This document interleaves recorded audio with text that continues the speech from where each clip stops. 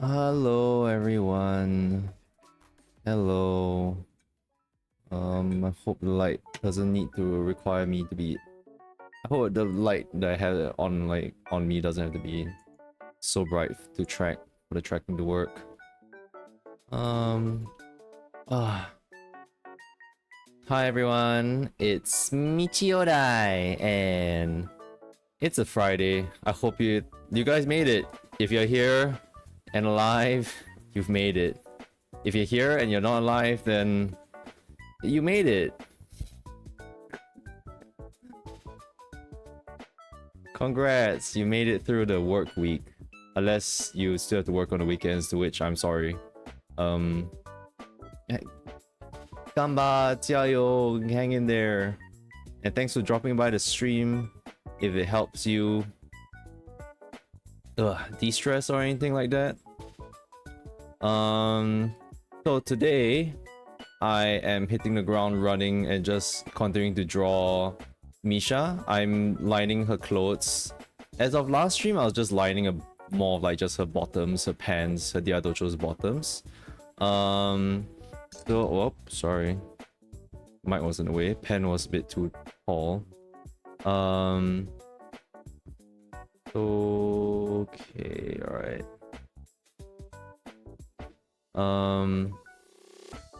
Yeah, so I didn't stream for the past, like, since Monday. Sorry. I was thinking that, you know, I want to take a rest during those days where I'm like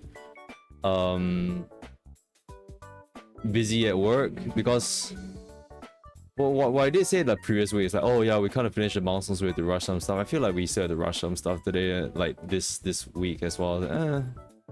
I guess they pushed when they push the deadline back for the milestone, then it's just like, oh, that means you guys can include more stuff in and stuff, I guess. Yeah, actually it's good that we did, because like not everything was in anyway, so that's good.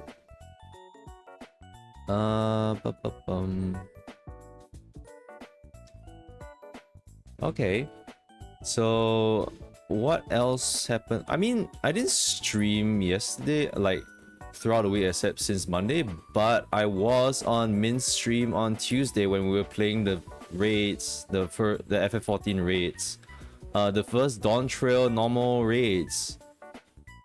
Yeah, I'll first look into it, and if you guys have come from it as well and you want to talk about it, then I can talk about it. I could talk about it, but I want to draw a little bit more first, and then I'll like converse more about it, maybe when like there's more people in and stuff.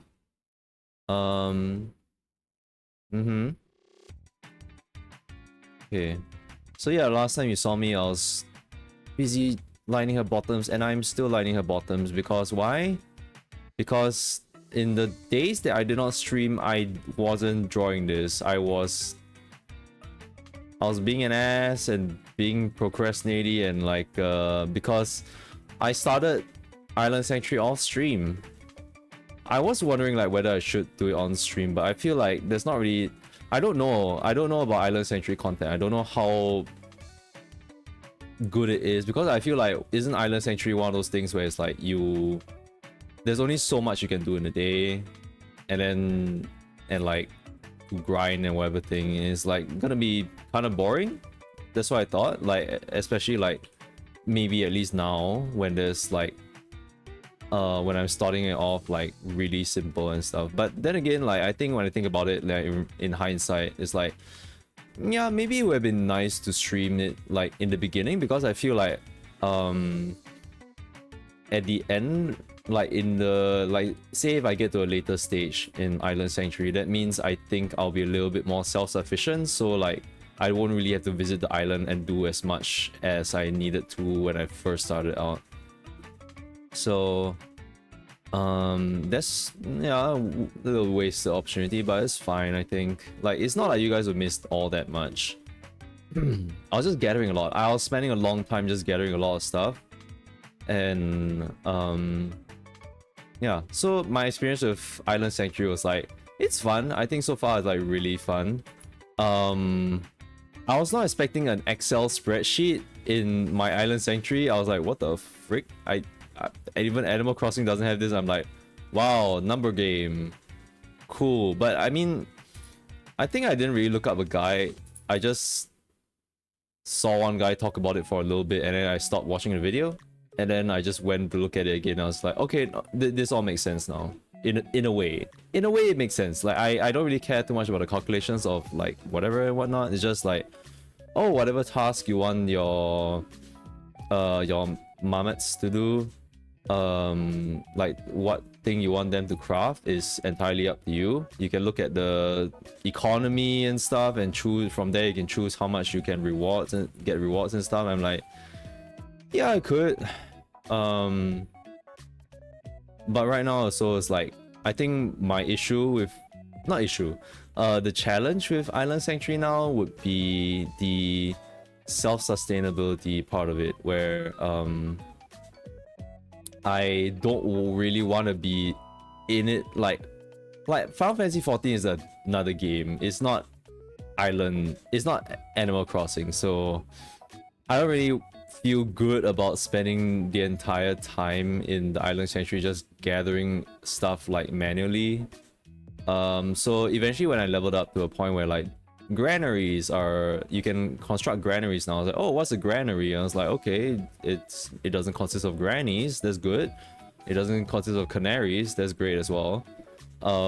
What it does is that like it allows you to deploy mammoths that like will go around the island to like gather stuff for you. Granaries.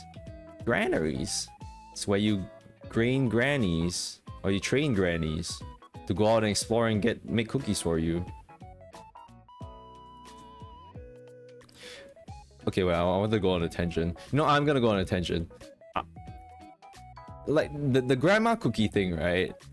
I feel like that's a Western thing, because like to us Asians, right, our grannies aren't like, I don't really know them for cookies. What I do know my grannies for is that like they cook really good food. It's like sorcery, it's a magic. It's like those grannies, I don't know, they I don't know how they cook stuff. And I just like ask, oh, how do you cook this kind of thing? And I just like, oh yeah, we just use the curry paste. I'm like, but my mom uses the curry paste. I mean, my mom's cooking is good also, but like when the grannies cook it, I don't know why. There's some sorcery, there's some witchery in it. It comes out way better. So for us, it's like, oh, what? It's not grandma's cookies. It's like grandma's like pork stomach soup. Whoop. Alright, someone's being real noisy out there. Our grandma's like pork stomach soup, our grandma's like bihun, our grandma's curry fish head, our grandma's like fried nyohyang, grandma's like, yeah, all sorts of like really nice stuff. It's all the kids love. And like, it's not even like, oh, what, grannies. Oh, YouTube studio. Okay, maybe I do need a light to go up a little bit. Hello, VTube studio. All right, hey, you're back. All right. Yeah, it's not like grannies like grannies McNuggets, like chicken nuggets, like all the kind of thing. Maybe for our generation will be like, oh my god, I love Granny's chicken nuggets. She just air fries from like the freezer packet. It's really good. And I'm like, no, yeah. I do kind of wonder, like, well, because I do have a language barrier, so I don't really get these kind of like recipes from like the elderly folks and stuff. So just like I want to like somehow be able to learn how to cook stuff that's like comparable to grannies and stuff. Well, I mean, actually mainly grannies. I don't think grandpas really cook, except for my dad.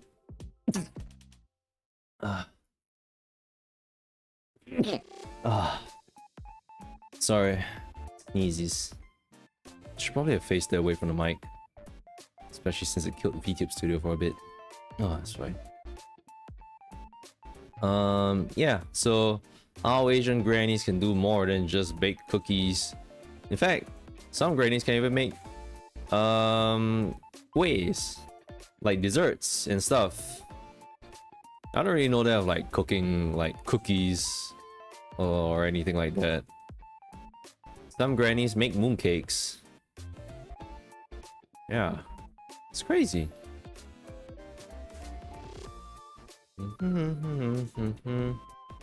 Yeah, so back on topic. Island Sanctuary Granary. So right now I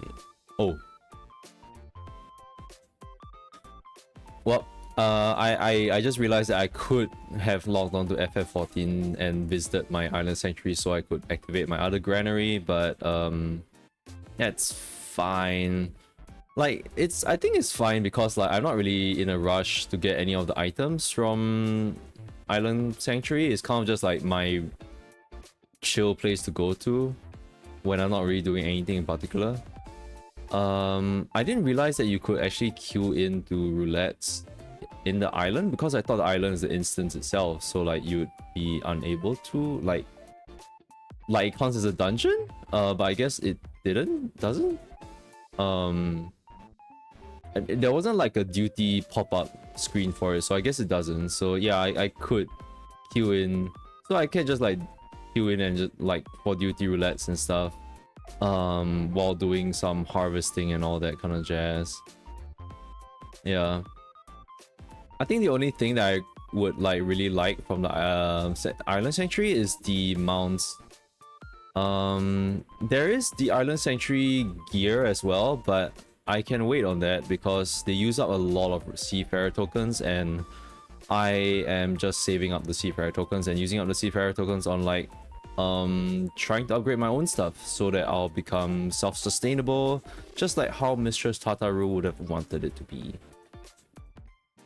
Well, not necessarily she wanted it to be, but more of like the Charlean professor that was like wanted it to test out like that. It was more like he was like, we get the marmots from Charlean basically, and like they're kind of like a little experiment. This is how it goes.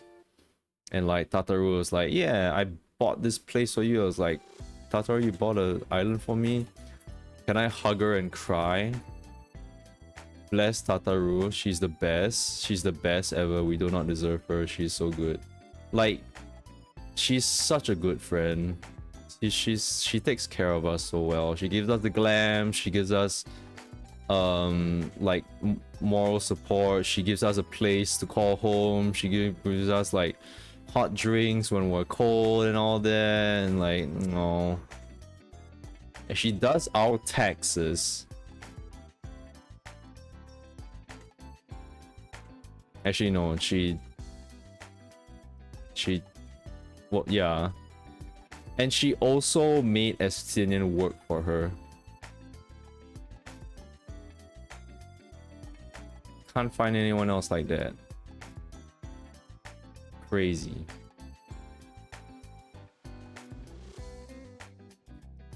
Hey Estinian, if you help us while like the Warrior of Light is away, I'll give you $5, and it's just like, are you sure? That's a lot of money. Yes, I'll do it. It's like $5, Estinian. Estinian who has like $0 is like, that's a lot. It's more than what I could ever hope to learn. Because literally, I'm pretty sure he was slaying dragons for free. Because it was like, the church was like gaslighting. It was like, oh, if you bring us the head of this dragon, we will give you porridge for dinner. He's like, good. Food on the table. Good.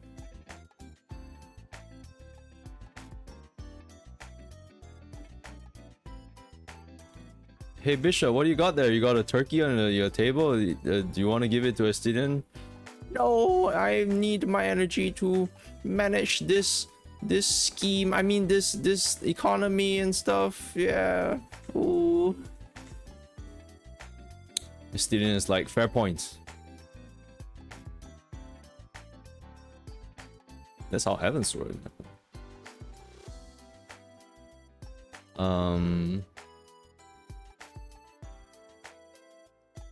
I'm not gonna care about it. I'm not gonna care about it. I'm not gonna care so much about the details on these things. I mean, I could do a little bit, I guess. I'll do it. I'll do it. I'll do the lines. It's the lines that details, and details means things look more complicated and looks kind of cool. So, more on Island Sanctuary. I think it's like right now when I'm like, I bought the bike from the Solution 9. So I've been going around Island Sanctuary with that, and it's like, oh, this feels very nice. And like I got the alpaca mount as well, so I just like was like roaming everywhere on land. I wasn't flying and stuff, and like, you know, it's nice to roam around without having to worry about bumping into like enemies and whatnot. Like, it's nice. It's nice. That's why I plan to go back to like the older FF areas and just do that. Like, just roam around, just cruise around, because like that's one of the things I really like to do in FF15. Retired wall. Yeah, I'm just a Uber driver who doesn't pick anyone up anymore. So, oh yeah, I want to get the motorbike mount from Island Sanctuary. Yeah, I would rip through like Yortzia with that. Hell yeah. Oh, that would be good to get the mock station one with alpha in it. That motorbike with alpha in it. It's kind of the same bike as the one from Island Sanctuary, but like it's got alpha in the side seat, so it's better. Yeah. Those are 2-seater mounts, right? I remember they're 2-seater mounts. So I remember like alpha was like on the sidecar, and there's like whoever's the second person has to get on the back of the sidecar or something like that. They didn't get into the sidecar. It was funny. Yeah, bikes are cool. I can imagine Misha riding a bike. She's cool like that. She's a cool old Nei-chan. No, she's Onei-chan. Yeah. Like, Van was still a ton of babs when when his mother got into the DRO household. Yeah.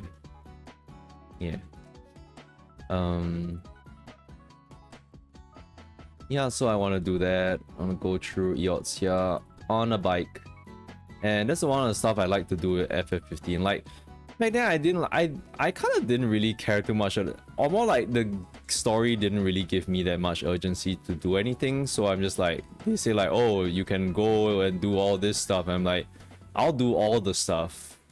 I will do everything. I will look for frogs, which is annoying as shit, but I'll do the fishing, I'll do the traversing and stuff. Hunting was kind of a shit as well, honestly. Like, hunting, some of the stuff that's hunting is like, oh, you go in the dungeons in FF15 are kind of annoying. There's like no shortcut to them. It's just like they're all very deep and stuff, and there's like so many goddamn enemies, and like, alright, it's kind of not that fun, in my opinion. But then they'll have like hunts where it's like, oh yeah, fight this 3D asset that we have from a Chinese company deep in this dungeon that doesn't make any sense at all.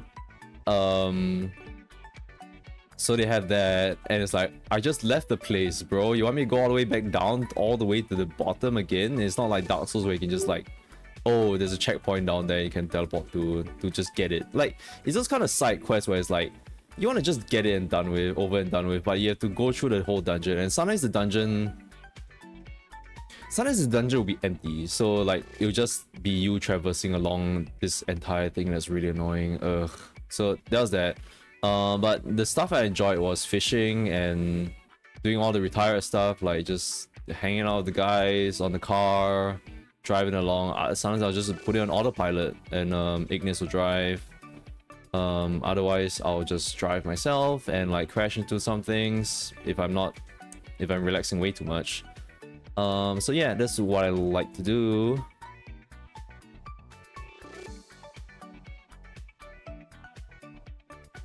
I was thinking, do they have any driving like games like that?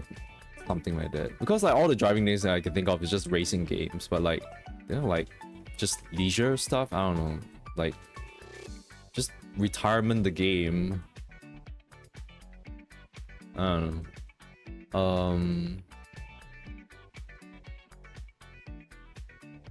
So yeah, Island Sanctuary is fun so far. I got used to the Excel sheet eventually, and sometimes I catch myself when it's like, oh, I set a lot of stuff on the Excel sheet to craft and stuff, and like, oh, they need this and that, and so I would just gather a bunch of stuff, and I'll gather, and it's just like, oh wow, so much time has passed. Oh wow, my EXP bar is already like halfway done. I'm like, I didn't feel like I did that much, but okay, that's crazy.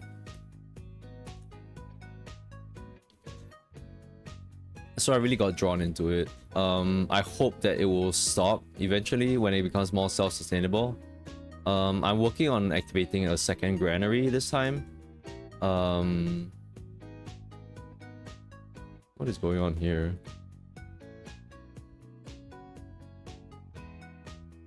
It doesn't really make sense, but what? Wait, what is going on over there?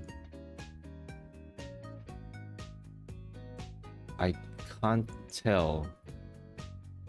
Someone did concept art for this and a 3D person probably didn't understand it either. I don't know what's that. What is going on there? It's a weird ass intersection of like why is there no like thing here? I was thinking like, is this a buckle part? Is this a buckle? But it's like incomplete. It's an incomplete buckle. It's weird. Okay. Yeah. I was kind of wondering like right now, is there also like there's two hairstyles I can get from Island Sanctuary. I don't think Misha can wear them. So that's more that I save out on and like not being able to wear them at all. If eventually they become available to us, then like maybe I'll take a look at what they have, because I think it's ponytails and stuff, and like, oh, that'll be cute. I think it was cute.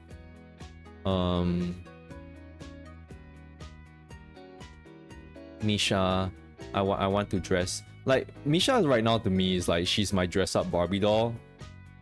Like I've never had a Barbie doll in my life, but this is as close as it gets.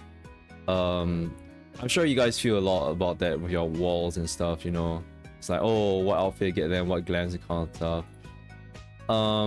I did have that with Van as well, but like I think with Van it was a little bit more focused, and like, I kind of know what I wanted with his glams, but also at the same time, because he's a Lalafell, there's some stuff that I'm like, I don't really particularly go for to glam him in. Like I don't go out my way to get a Thavnir dancer set for Van. I might get a Thavnir dancer set for Misha instead.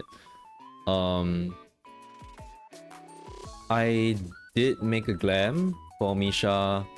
That was like, she looks kind of school teachery, but that's how I kind of envisioned how she might have looked if like before she left Garlemald, and before things got really bad in like Garlemald for her.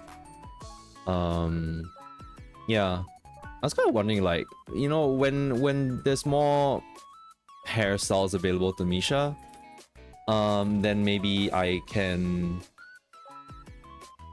try to see like how would Misha look like in long hair. I was kind of wondering how she might look like in long hair. Right now she has just the short hair and a braid. I think I like the braid in a sense where it gives off the impression that, you know, like she takes care of herself. She takes the it's like it's evident of her upkeep in looks and appearance and stuff, you know. Yeah, I always aim for that. So it's kind of like funny. I was going around in like as a monk in dungeon runs and stuff as like this school teacher kind of look. I can't remember what I was wearing, like what the name is. It's the one that uses the sea cloth. So I think, oh, frontier dress. I made her wear the frontier dress, and I kept on the gloves because like I just wanted to be Misha's thing, where she wears gloves.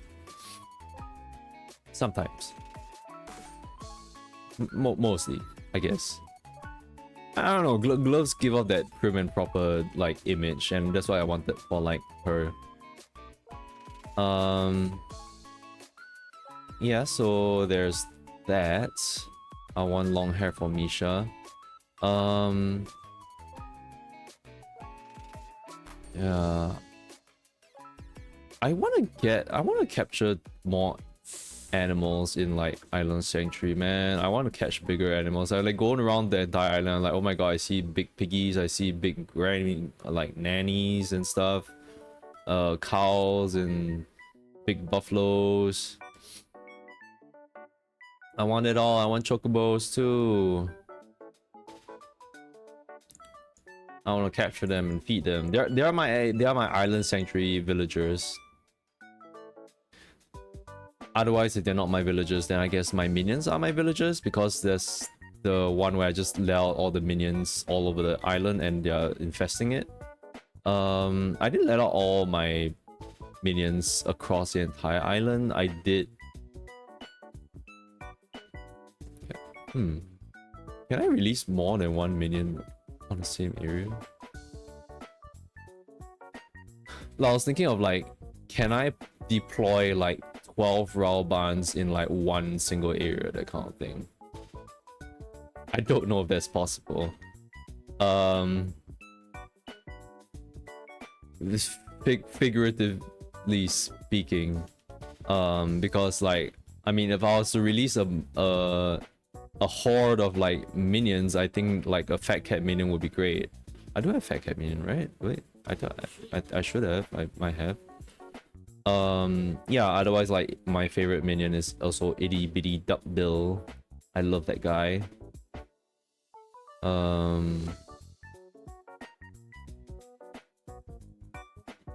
I don't think there's a function to release the multiple of the same exact same minion. Yeah, I don't think there is. But there is for furniture. So I haven't decorated my island yet. Still a lot to go from. I don't know what the hell's going on here, seriously. Fuck is what the fucking is going on here? Oh. Eh.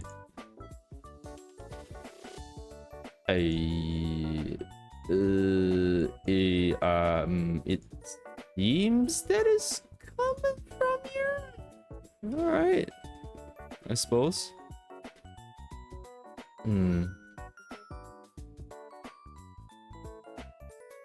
Okay. Yeah. All right. So, besides getting busy with Island Sanctuary, for more retiree plans, I was like, yeah. So there was just like I had the plans of like just driving around Eorzea. And there was also me doing the Conservant quest, but I'm gonna leave that for on the stream just for fun. And like if I do that, if I finish up easily, then I'm just gonna like start some other quests or do some dailies or something. I don't know, on stream, and that's fine. Maybe next Wednesday for that one. Or maybe not, because I don't know. I might have to rush this out because I've been slacking off on it. And I do need to push things out faster. So I may not, in the end, like anytime soon. That concept is gonna be there forever anyway. Island Sanctuary is gonna be there forever. Everything's gonna be there forever. It's fine. But what's starting soon is the Savage raids, which I am not going to be a part of. So we started the normal raids.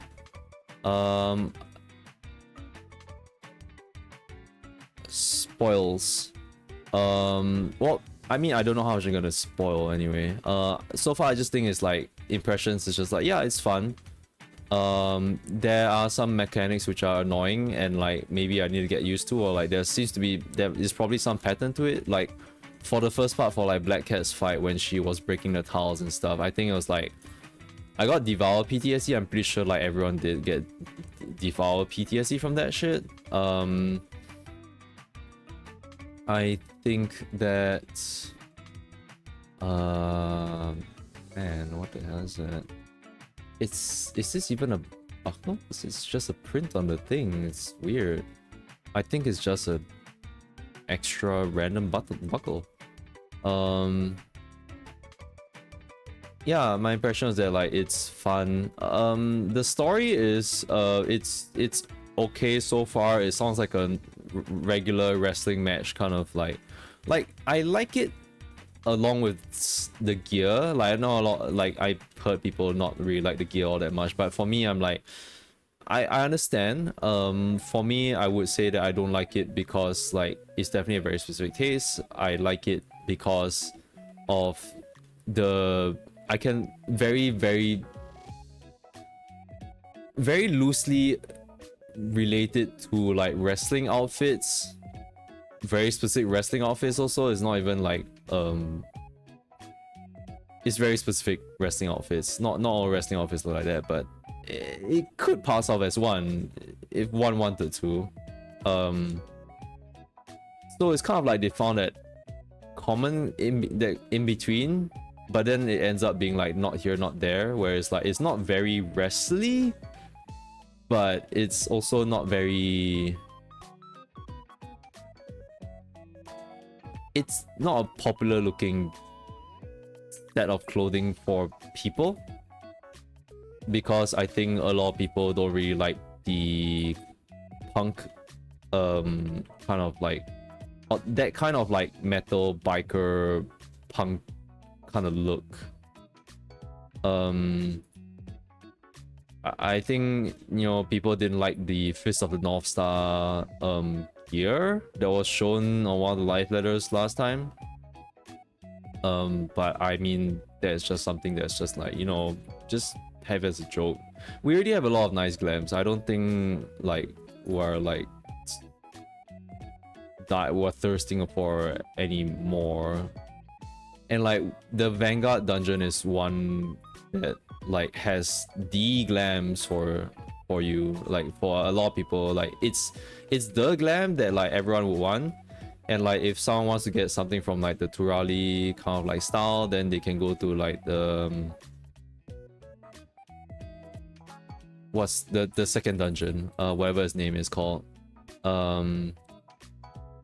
我call 大波，我错大波，我吃大波，不要吃大波，我吃，really？ Yeah. 我吃大波？哦，我吃大波好吧？我吃大波，yeah, like that's tofu, yeah, I've eaten tofu. Yeah, 我要吃大波。The second what? I mean, how's it work? It's just a flat piece, and the other side is where they insert it.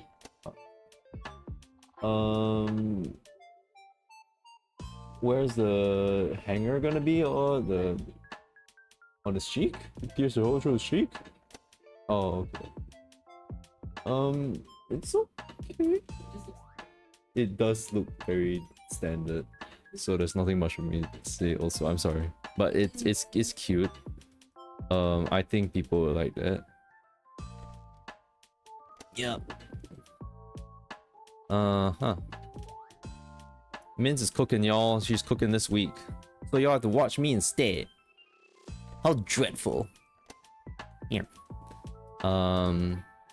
Anyway, yeah, so the second dungeon, this Vanguard dungeon. Vanguard dungeon, I think everyone like loves the armor from Vanguard dungeon.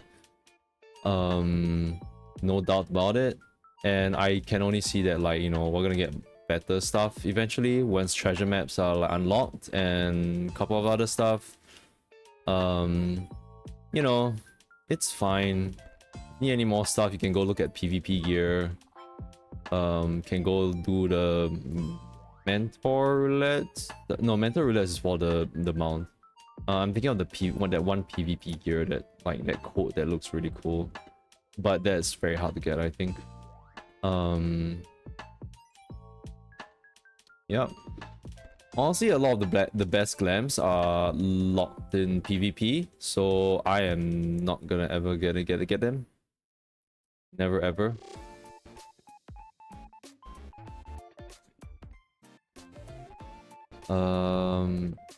Yeah, so back to the normal rates. The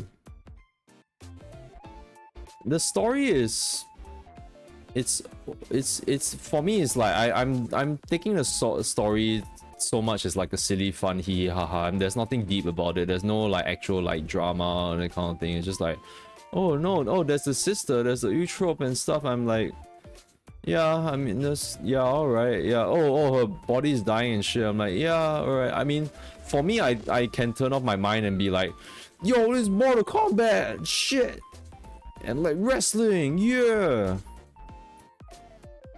So it's been enjoyable for me, because I already knew from the onset that they weren't gonna tackle the soul thing.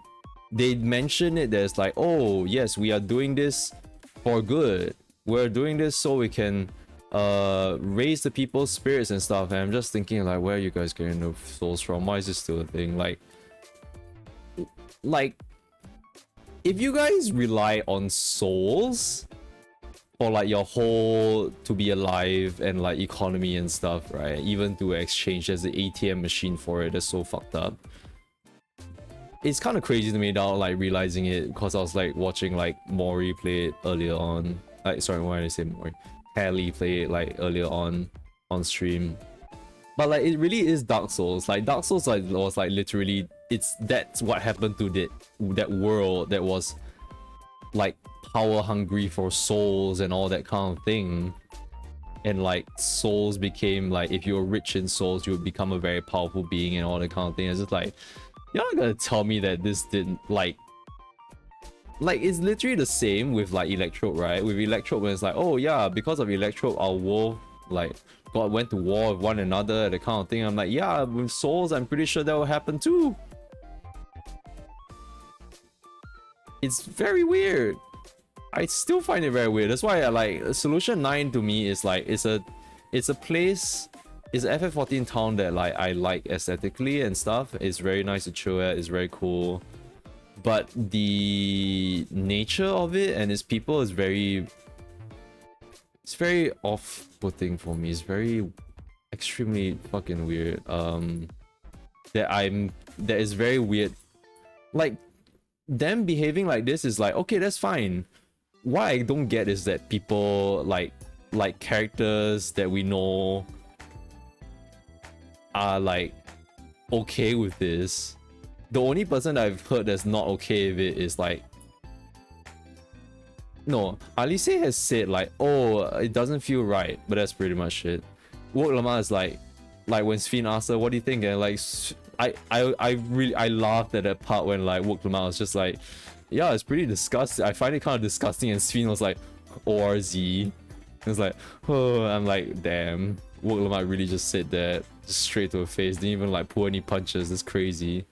But I mean, there was one punch in it. There's like afterwards, it's kind of didn't really go anywhere else. In fact, she said she'll take care of the people, which I say, I'm pretty sure you guys can bring them all out of Solution 9, and like, you know, they don't have to live in the Thunder hellhole.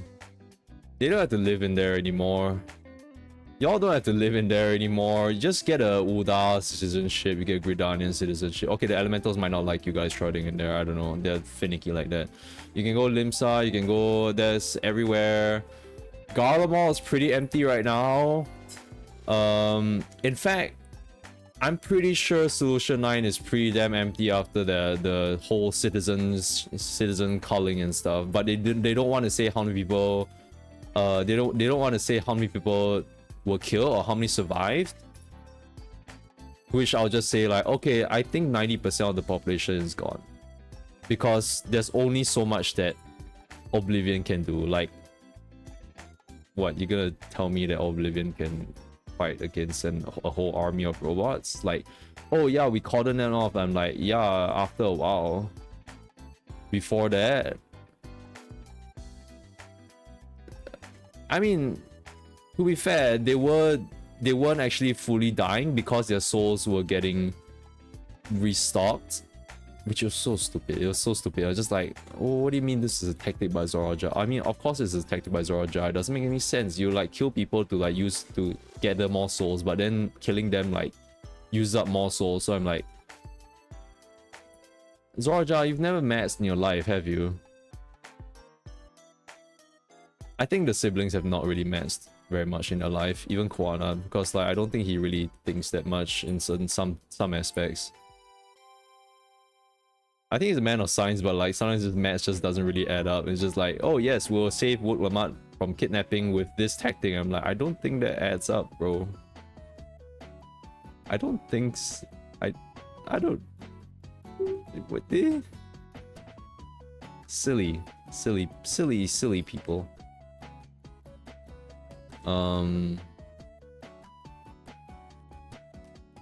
Yeah, so I just didn't take any of that seriously, even though they mention it. I'm just like, okay, you guys are just spouting bullshit. It's fine. Just give me the fun stuff. And like the fun stuff were fun. The fights were fun. The B one was. The B one's. The B one. The B one's rough. I think. Like. The first boss, Black Cat, is alright. After a while, after I got used to her patterns and stuff, but for the B, she's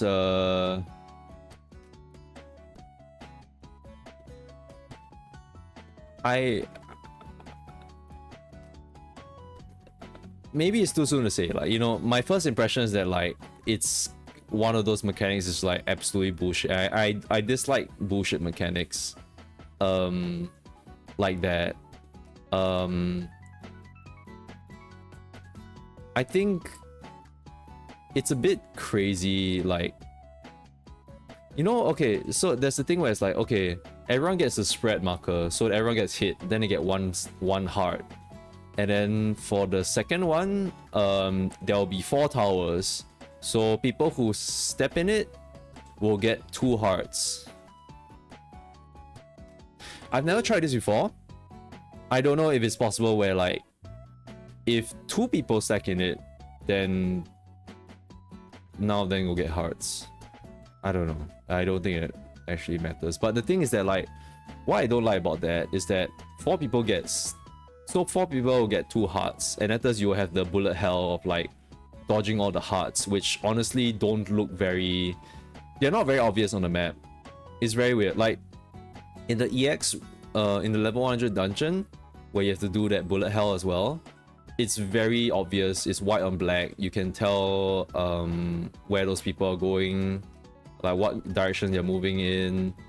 Like it's annoying in how it punishes you, but it can be easily read and avoided.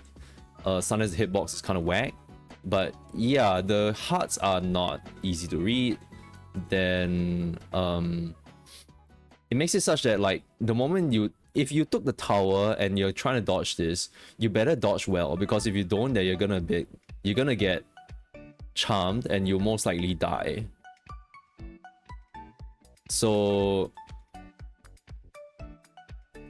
in that sense, if people wise up to it, they could say like, I don't want to take the chance to have 2 hearts, so I'm not gonna take the tower. To which is going to be a problem in normal raids doing this weekly because there's gonna be people wising up to it. It's just like, you know what, I'm gonna let someone else do the towers. You're not gonna catch me with 2 hearts, like just in case I eat shit at the bullet hell part. So what will end up happening is that people don't take the towers and everyone gets a heart, then we all die, because that's kind of what happened. Like, I'm so surprised that her red white even gives 1 heart. Also, it's like, what's like, it's so punishing. I find it kind of crazy.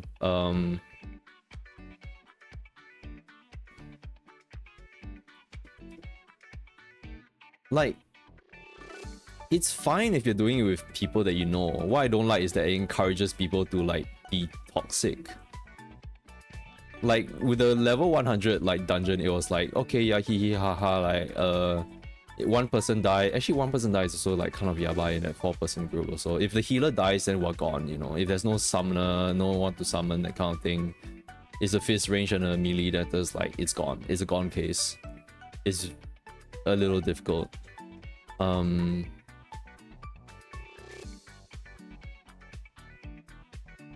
Yeah, so for this one, I just see as a problem of like, people might not want to take the towers because they don't want to suffer the charm thing, the possibility of being charmed. It could happen. I could be saying this like bullshit kind of thing, but it's just I don't like this kind of like mechanics. And like, yeah, I mean, like one of the bullshit mechanics that I would say is like bullshit, and that's to me because like it's probably a mind goblin thing, but I'm pretty sure that some people can agree that it is in fact kind of bullshit, is that I dropped off of tanking from was the chain tether thing. The tether that you have to grab off from people during the first tier of the Pandemonium raids in Savage. There were a lot of that, and I did not appreciate a lot of that because those things, I think from the very first EX run, EX trial that we've ever done, which was Titania EX, and they had that, and like it was already bullshit because it's something that's not implemented very well. It's just something that's not, like, it might be implemented well locally, but I feel like sometimes with internet ping and whatnot, some of the hitboxes just don't work at all. So sometimes there'll be someone jumping. Sorry, very stinky people. Like, it's weird that the tether comes out. I don't know what the hitbox of the tether is. Is it specifically the line, or is it any horizontal thing? It's a totally horizontal wall, so anyone who crosses it will get it. Because I think during the Pandemonium raids and like Titania EX, it was literally just the line, which is a stupid ass hitbox because some people cannot hit that hitbox, especially in certain angles that they are. It's a lot of stupid, like, I wouldn't say finesse, I would say it's pointless. Like, to just get the angle right when we don't have a good camera in this in the first place. Like, why do we have to do? It's finicky, it's stupid. Just make the hitbox an entire horizontal wall so that anyone who crosses it will transfer it to you. Why do I have to jump up and hit it on that kind of thing? So like, I don't like that shit. And it's like they kept using it during like the Pandemonium race, and I'm just like, I just swore off tanking from there also. Like, I mean, that's not the only reason, but it's like one of the reasons where I just like, if they do this like Heather picking up shit, because like a lot of times they will not let go of a mechanic. I don't think they've ever really thought like a mechanic is actually bad. To them, they've never really thought that a mechanic is bad. They see it as challenging. They've never removed the mechanic entirely. I don't think so. You guys can feel free to tell me that like they removed the mechanic because like you received very bad feedback, because like I don't think that was.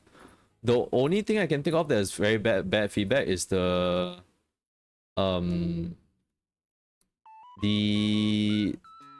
level 16 dungeons being reworked, because some of them were just, how the fights were paced and stuff were kind of weird, and that's about it. But in terms of like AoEs and all that kind of thing and like Savage raiding, I don't think they've removed anything or like rework anything, because if they did, that does people will complain, oh, why'd you make this easier?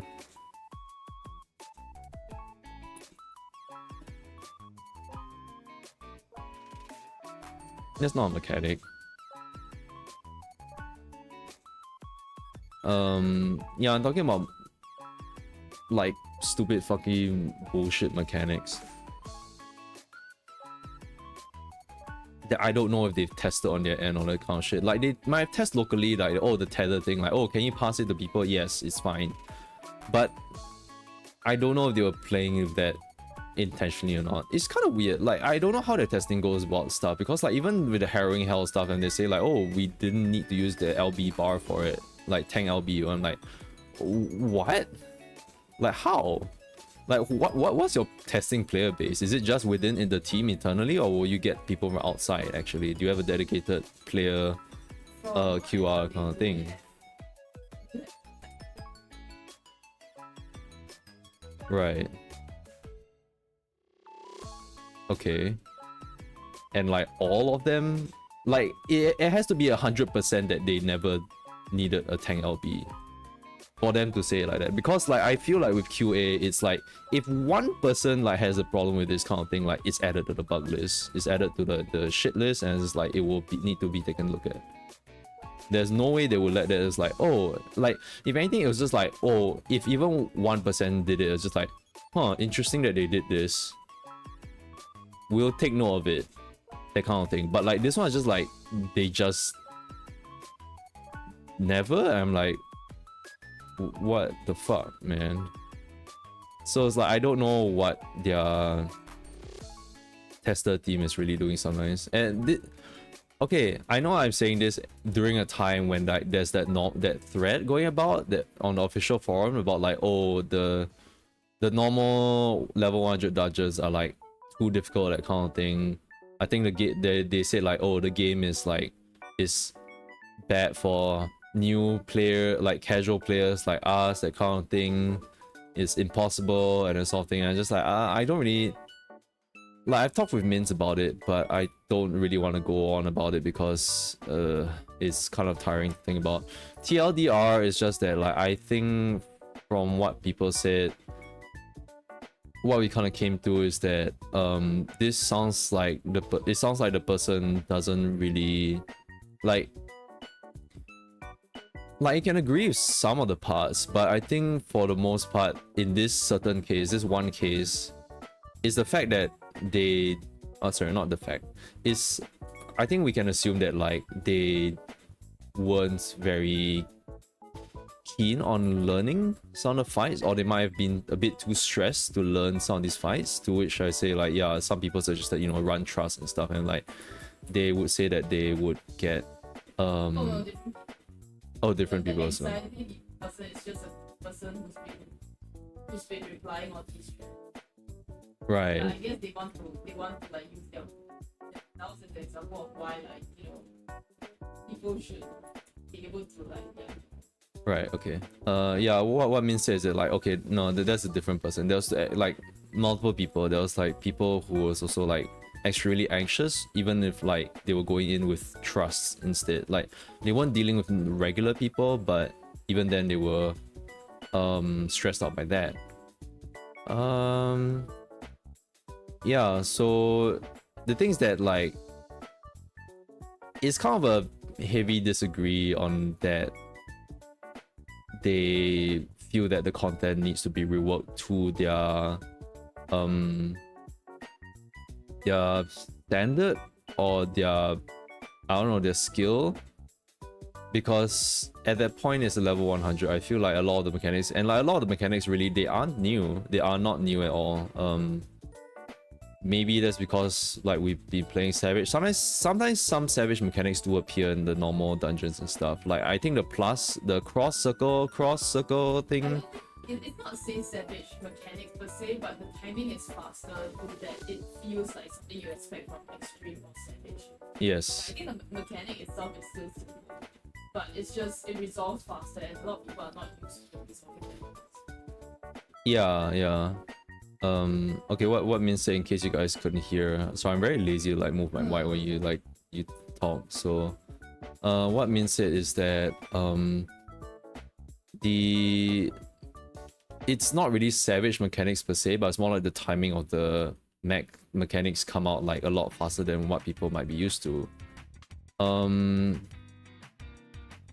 Actually, yeah, I think if they were talking about that one specific fight, right, where they said like, oh, the AoE, the orange AoE comes out too fast for me to move, that kind of thing, I think it's that one, because like, that's one where you have to, they actually show that you have to pre-plan your movement based on like where the lines go and like the circles and stuff. It's actually very clear to me. To them, they probably never really even notice it, which is kind of weird. Honestly, it's like light against dark. It's very obvious. Unless they were distracted by every single bright thing in there or something. Yeah. That one was specifically about Alexandria. Yeah. So I was thinking like, is it that first fight? Yeah.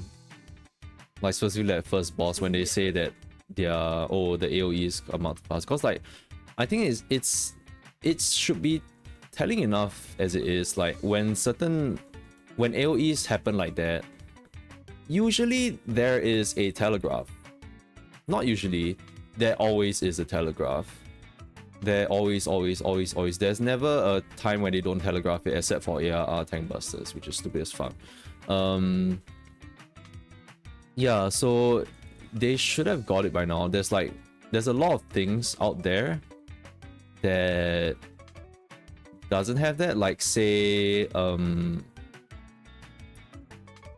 Hormis's dungeon, for example. When he summons the green color doors on the other side, is the green color squares to like shoot the wind out and stuff.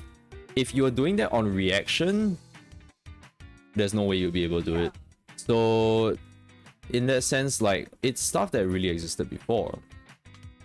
You should have no excuse to not do it. Like, if you are not used to it, go back and read up and practice more. It's fine. If you're going with people that is like, I don't know, sometimes people, you can just say, I say that the FF14 like community is toxic and stuff, but at the same time, I feel like if you say that, oh, I'm having difficulty with the mechanic, that kind of thing, well, can people explain to me and stuff? People will put a marker on themselves, even if they are not in the same language. They'll put a marker on, or they understand what is going on, then they'll put a marker on themselves and they'll show you where to go, that kind of thing. And if you're afraid of doing that, stop DPSing, just look at the mechanics. Like, there's so a lot of it I can just attribute it to just them being like maybe just extremely stressed by people that they're with or something, and they choose not to learn. Maybe unconsciously or subconsciously they're just very stressed, or like, I don't know, like, to which, yeah, that's why that thread is like, I think it's like, once people has talked more and stuff, it's not really a huge issue. It's not a huge glaring issue. It's more of something that that person kind of had, and yeah, many others as well. Like who would say that dungeons are difficult and all that, and like it's not great for casual players. But the thing is that casual players, I think it's still okay for casual players. It's casual because it doesn't have a time limit and stuff. Like the time limit is like 1 hour, and like you can spend a 1 hour in a dungeon. People are not gonna like it, but hopefully they'll be understanding to you. And if not, that is, they could abandon the dungeon, or they kick you out, and thus you try it again with trust, and then you can know where to go, because I think the trust, they will show you where to go. I mean, I also don't think like, okay, like the trust show you where to go, but I still think that these people are so. Yeah, sorry, yeah. What Min said is like, the trust will show, but sometimes it also depends on the person whether they are even looking in the first place. Sometimes these people are, I don't really want to say like, okay, I know it sounds very mean to say these people, but like, They sometimes they come out with a lot of excuses, and it turns out to be a thread of like their whole excuses and stuff. Then you kind of realize that like they're not really looking to get better at the game. They're looking for something to blame. So they're victimizing themselves so people can do stuff for them, even if it doesn't make sense. Yeah, so I guess it just really turned out like that. So I didn't really want to talk too much about it. I don't think it's really much of a point of discussion. It's just a one-time thing.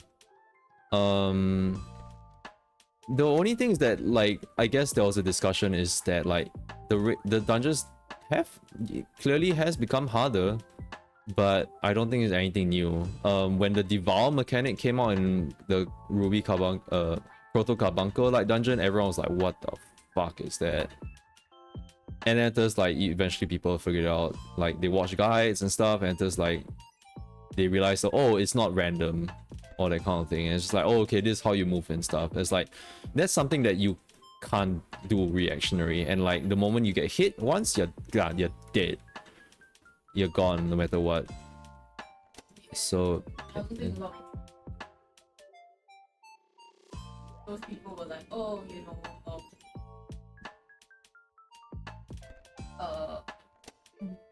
like SE is putting like Dark Souls level of like gameplay in this, and then it's like, what?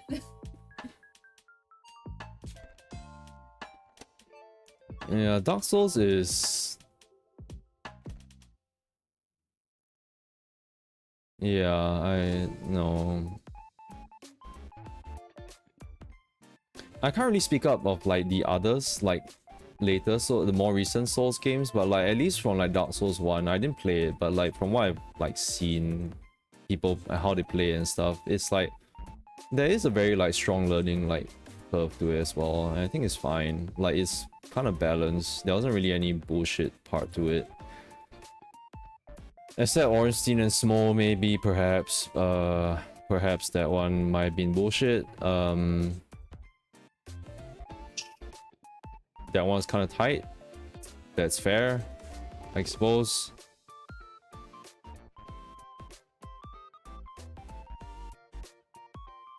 But I mean, the thing is, Dark Souls is like even worse because like you are all alone. But in FF14, you have people, and like yeah, it's really like, as much as I say that FF14's people are toxic and stuff, I think there are still people who will help and all that.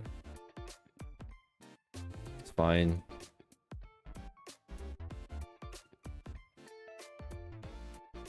I was talking about it. Oh, raids and the difficulties and shit. The one thing I have difficulty grasping is the honeybee part where she goes bukurush or something like, I'll freaking bash you or something like bees for bash. And like she summons her bee warriors to do all these like lines going through the entire arena. And like I don't think there's actually a telegraph for that. It's just, I mean, the telegraph is the arrows and the lines and stuff, but there's not really any order to them, and it's just like they just go. That part's a bit annoying. Yeah, I mean, even the one right in the final trial of the MSQ. There's that one mechanic, I forgot what it's called. You've done it 5 times. You remember what it's called? The final trial mechanic that kills everyone.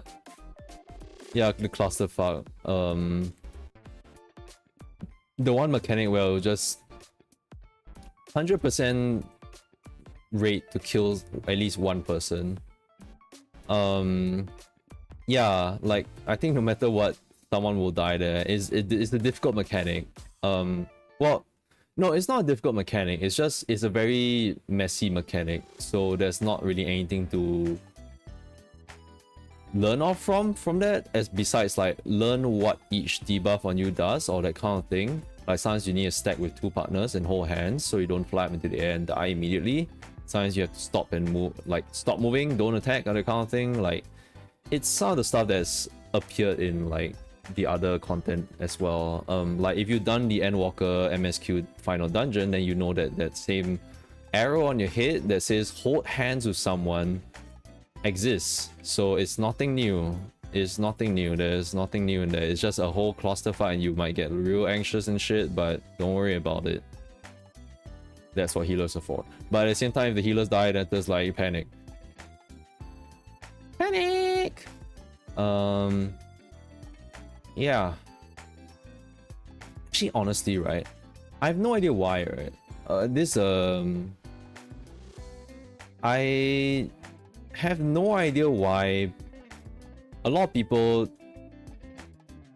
maybe it's just from what I see in the VTubers or something, I don't know. It's like when they start FF14, right? I always see them play healers or something, or like people who start FF14 just like, oh yeah, I play healer. I'm just like, why are people like, what was the mentality of like starting off as a healer? Like,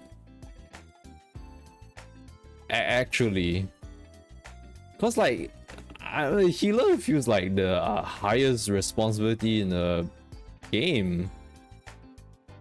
You're literally there to babysit everyone. I'm like, why is that the go-to for people to say like, or like recommend like, oh yeah, what class should I play? Oh, play healer, that kind of thing. I'm like, it's not easy. What do you mean? What's wrong with you? Especially if like everyone like pulling wall to wall now. Imagine like a Sprout and like their healer and just like, and they just from that experience, they don't DPS at all. They never learn to DPS. And it's that when they reach level 50, they'll go into a dungeon and they're like, you realize that like, why is that white mage just standing there? Why they not DPSing? Why aren't they casting stone and stuff? And just think, oh, I need to conserve my mana. And I need to be prepared because the casts for white mage are very long. I need to be prepared that your health might go down and I need to be ready to cast it. Like, bullshit. Bullshit. They really should do the thing where like, FF14 should really revamp their like tutorial thing. I feel like they should do a thing where it's like, there's a tutorial thing for your class, and they should do another thing where it's like, you don't need to have your healer or DPS leveled up to do this. You can just go enter it and like choose a class to play, and like that one is happening. It happens at level 16, so you don't have a lot of buttons to even worry about.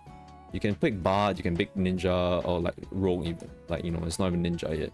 And just try out each classes, try out which role does what, and you can, from there you can determine what role you prefer, that kind of thing. Because before that, I think if people start at level 1 and they go in as a white mage and stuff, they don't know what they're in for.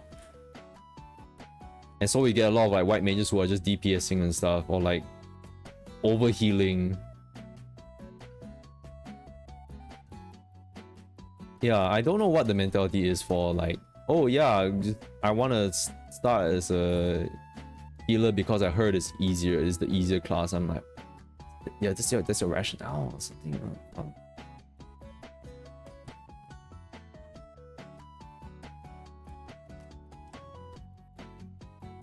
Like, healing doesn't get easier as it goes on. It gets healing does get easier as it goes on. It actually gets harder as it starts out, I feel, because in some ARR dungeons you can pull 3 packs of mobs. Some people do that. Some healers don't know about that.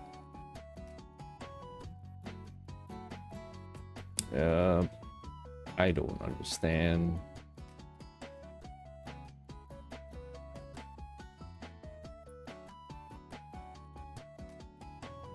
Also, because when you're starting out, I don't think a lot of people know that there might be a scholar class, or they're wondering like, oh, I heard there's a scholar class, where do I even get it from, that kind of thing. It's because like, no, you have to pick up a DPS class first and then become a scholar, which is not clear at all. It's one of those secret like things you have to find on FF14. I feel like the game doesn't really tell you about that. I mean, why would it at the same time? But yeah, I mean, There's probably a lot of videos like this for that. I just kind of wonder about that weird thing.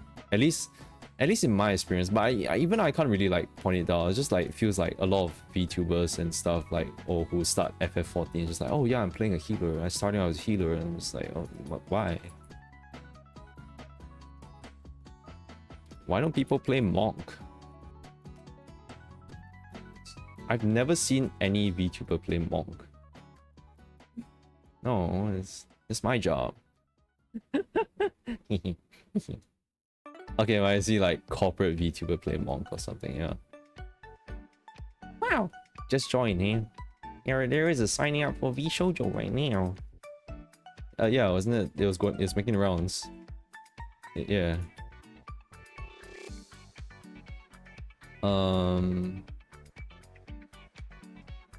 What is this? It's a weird thing, that's what. I don't know. I'm just not gonna draw this right now. Is this big enough? It's kind of small. Oh, Misha's ass is way too big. Oh my god. Girl, pack it up. Ass too large.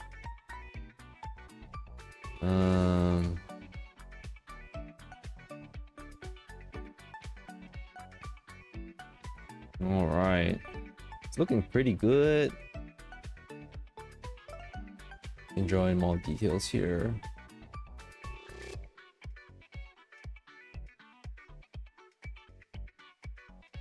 Oh, I mean, what is that?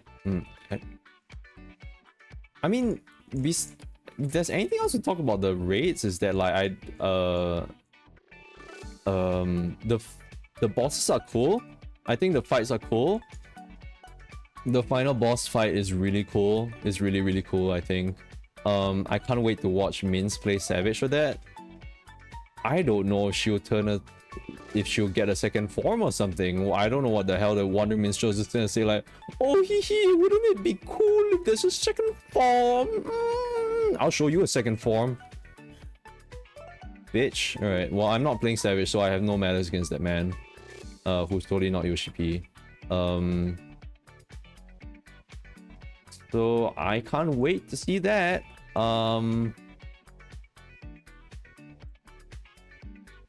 Yeah. Everyone should get excited to watch the Savage Raiders.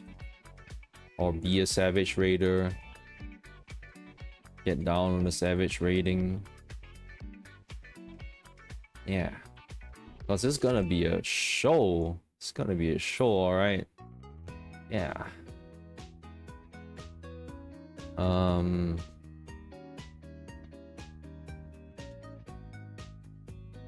Also another thing that Creative Business Unit 3 like needs to do is to you know, the graphic updates, maybe you should look at the children as well.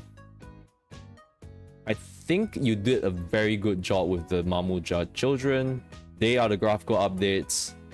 I think your cats are suffering in the corner. They are like wet cats. They look like I make the joke that like Chloe looks like a demon and she is a demon, and like I'm fully 100% serious that she's a demon, but you guys had to go and make it 1000% that she's actually a demon. What is wrong with those cats? Good lord. I mean, maybe every expansion has those things, you know, like Endwalker had that one like aura like with that Auri that like has that face, who's like such a good lad, and that there's like the lighting just like does like demonic things to his face. I'm like, oh, what do you do to deserve that? Yikes, your boy. My boy, look how he messed up my boy, his face. Poor guy. Hey, he should be fixed now. I think people have checked. He should be fixed. I saw no memes about that. But yeah, there is that little kid who's very weird. I think that's the thing. Like for like so far, like was there any other kids like kid models that I didn't like found a bit weird? We have one We have one Lalafell kit model, and that is... Look at the logo. The logo, Dontrio logo on screen means spoilers, okay? Okay, you heard that? Now scram! Alright. Okay, the spoiler peoples have like left now. Now it's time for me to dish out the spoilers. We have the one Lalafell kit model, and it's Kirill. But even then, we also don't even see the face, so like it's literally just... Who knows? Maybe it's literally just like the corn servant in her mother's arms. It's like a bundle of corn, that's it. You don't even see a face. You don't even see anything on the body, in fact. So I guess it's just a potato inside. That's it. It's just a hot potato sack. It's just crying because it's just like a hot potato. I took so long to cook it. 9 months even. I don't know. Maybe Lalafell children take like 3 months. Crazy. Come on, like rabbits.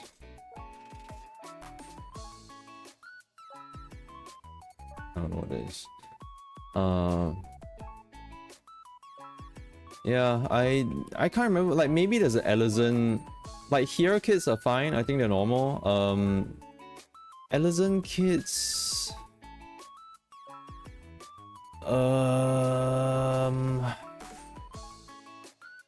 Ellison kids. My only thing about Ellison kids is maybe their limbs, perhaps, are like. They look kind of monkey-like sometimes, perhaps. I might be misremembering. There will never be Aura children. There will never be Lalafell children. There are Aura children? The little boy in the first who got like so sick that he's so fucking white. Oh no! Oh, that kid ain't right. Yeah. Okay. The only Aura child is that kid. No one else. Is there anyone else? There are no Rogadin babies. It will literally just be a rock. I can say that because everyone will say that Lalafell babies are literally just potatoes.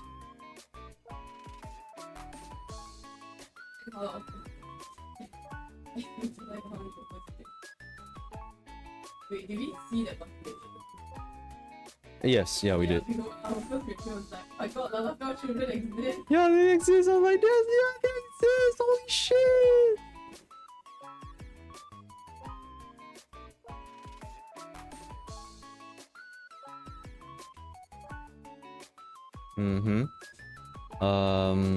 There will never be Hrothgar children.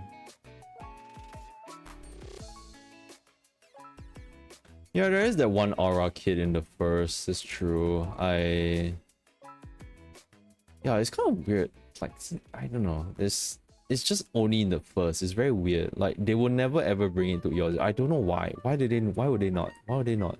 It's kind of weird. Why would they not? It's not like people like will go through Limsa and like, oh my god, it's a Hrothgar! I'm like, no, it's normal. It's normal now. Normal. It's never been. It's, yeah. I don't know.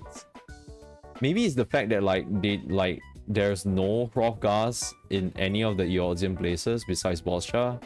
They find it's weird. Like if there's a Hrothgar kid and just like, where did the Hrothgar kid come from? I don't know. Why not just say that there are Hrothgars in Limsa? I mean, like, I mean, for all intents and purposes, it sounds like what they have is that, like, you know,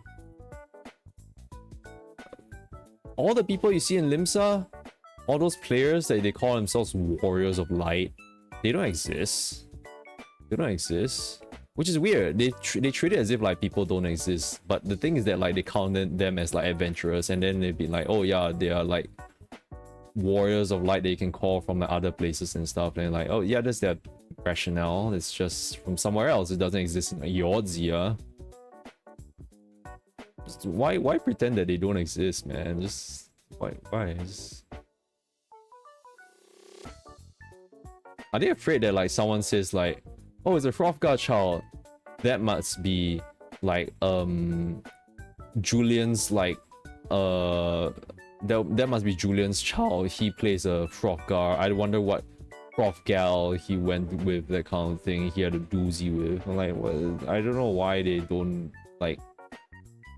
It's about time you guys did some other racial children, or maybe just fix the Mikote one because it's weird.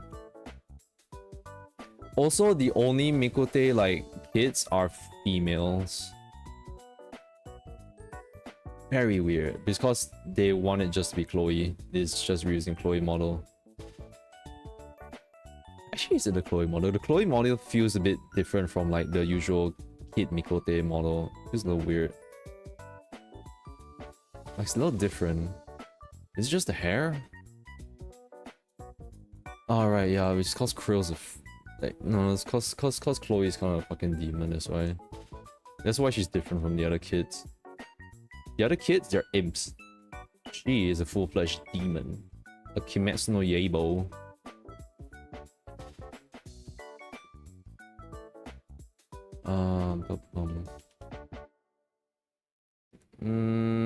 Anything else going on about this? The raid. There's a lot of fan of Black Cat out there. That's crazy. Oh no, her name was Yana. I remember her name, Yana. There's a lot of her out there. I don't know why people like blasted so many fan of her already, and like they're like, oh yeah, she's cute. I'm just like, oh well. I mean, the thing is that like, one thing is the the spoiler embargo is like it hasn't even been a week yet, and there's so many fan art of her and stuff, and it's just like, Nande? Why are you guys like? Why there's people who are still playing it for the first time? Like I have a colleague who hasn't completed MSQ like yet and stuff, and like I have a friend also. Oh, what? Yeah.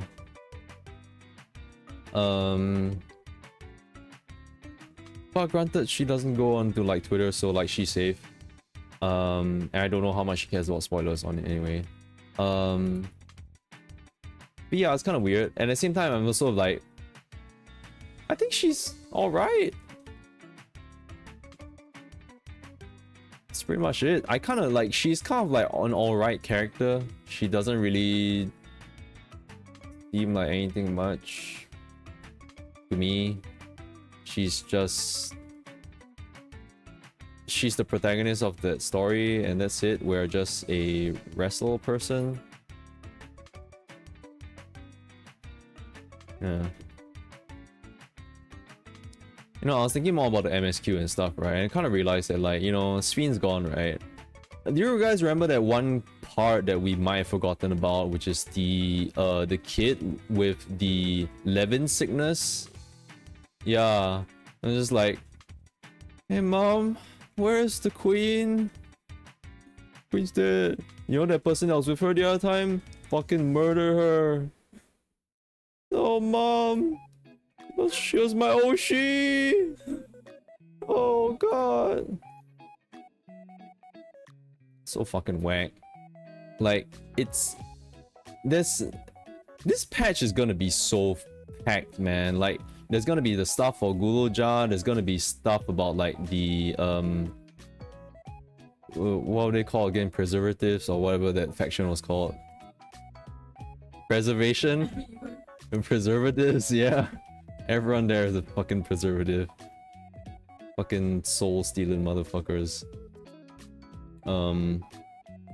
Should confiscate that from Striker. My god. At the end of the story, you should just see like Shale just like stealing that shit from like Strikers. Like, you can't have this anymore. Nah, cause everyone thinks it's fine to use up souls. It's fine. No one cares about that anymore. I don't know if they'll even bring it to question. I'll find it kind of stupid if they bring it to question. It's just like all of a sudden like Alice is gonna be banned. It's like, this is actually kind of bad. Maybe we should get them to stop it. I'm like, why? You guys told them it's fine. You guys told them it's fine. Fuck is wrong with y'all? Why didn't y'all make noise earlier? Shit. Fuck. Like, so weird.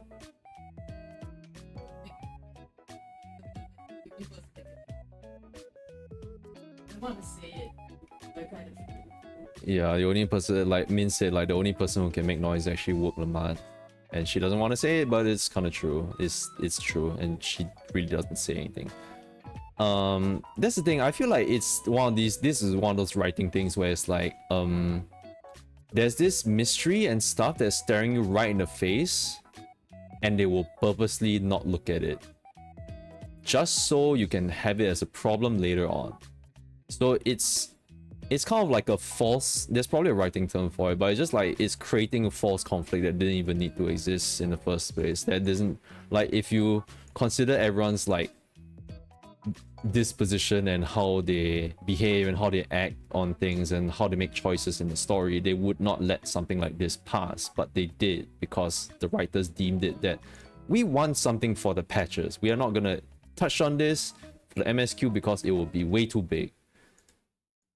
Which, yeah, I mean, it's true, but at the same time, it's kind of whack that you guys said, oh yeah, let's understand the people, but at the same time, that's not. That's why I don't like Solution 9. It's just so untouched on. And it's just like, it's very clear like they left it for the patches, which I'm like, it's like, that's fine, but like it really hurts the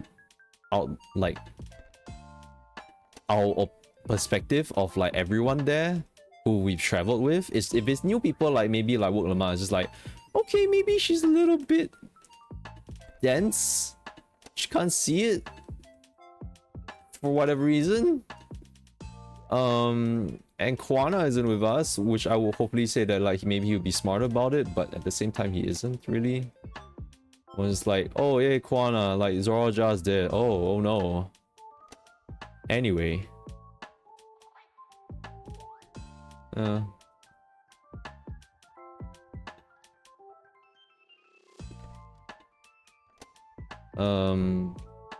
Yeah, I just don't like the whole Solution 9 non-story story. There's no story to that at all. So the patches are just gonna have like so much, and it's really weird. Like, they don't want to get rid of the soul thing because they want the Arcadion to exist. Which is weird, and like... Okay, my one qualm with the story is that I'm afraid that they are going in this direction. They are going in this direction where you turn up as a fighter and you show that to these fine folk that, hey, you don't need a soul thing to enjoy blood, combat, and death. Which is very stupid. It's extremely stupid. You could just not have the blood sport at all. And like, even if we, yeah, you know, like we succeed and stuff, and like, oh my god, we actually made it. By that, I'm like, I don't think we are a good example. One thing, we are not Alexandrian.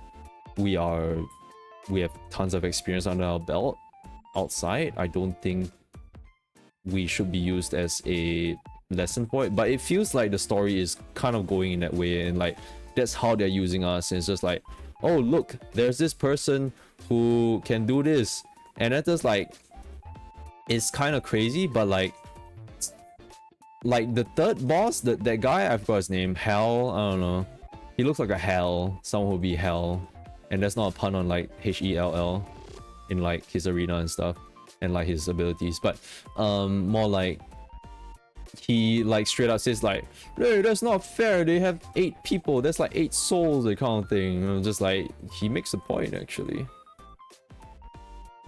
but at the same time, you are gonna become a savage boss, so like you're gonna be killing way more people.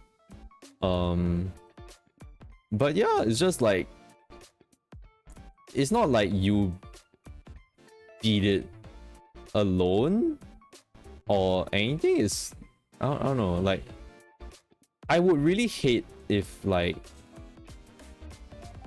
the story went to the part where it's like, look at this, you don't need souls, we don't need souls to survive, we don't need to do anything, like we don't need this soul thing, we can just take off our all these thing, like our what do we call that, the disruptors or your head thing. I would really hate it if they wrote it in the raid where they're like, okay, Arcadion people have to like slowly learn that they don't need to rely on that. which is stupid, because that is something that should be said in the patches and should be said in the MSQ. I don't think it should be said in the raids, which makes it optional.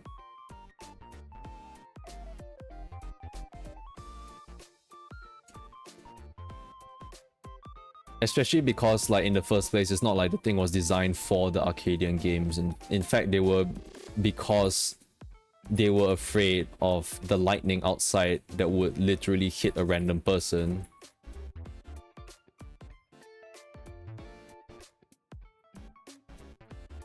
So that was that.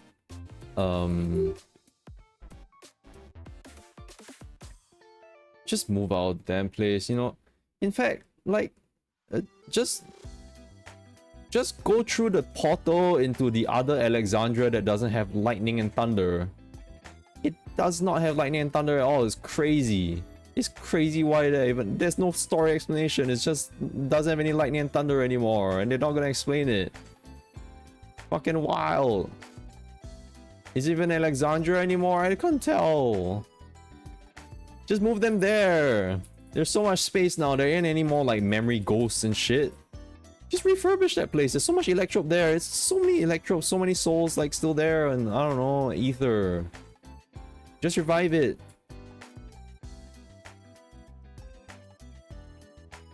You have all the plants there that like you can use to make a civilization.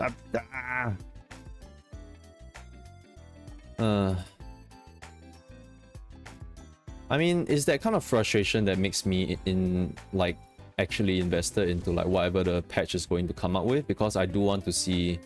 I have a lot of expectations now. I have expectations that like are like, you know, it's gonna be crap, but at the same time I'm still holding on to the hope that like, you know, maybe the story will be good. Like once I explain this, like maybe like I will like it. Which is bad. It's bad. It feels bad that I have to hold on for hope now, because like that's what happened with me and the Giants. I was like, with the Giants and MSQ, I was like, oh man, they sound like really cool raids with a very rich history or that kind of thing. And like they have a kind of a rich history, but like in the end it was never really explained. Just like, oh yeah, we got hit by plague. We came back and we thought about different things. Yeah. Where the plague come from? Who knows? You guys want to find out about the Golden City?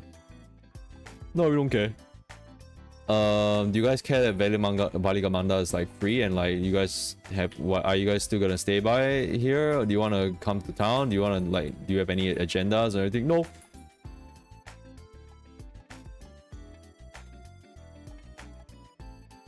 They literally are like there to live and die in the FF11 server.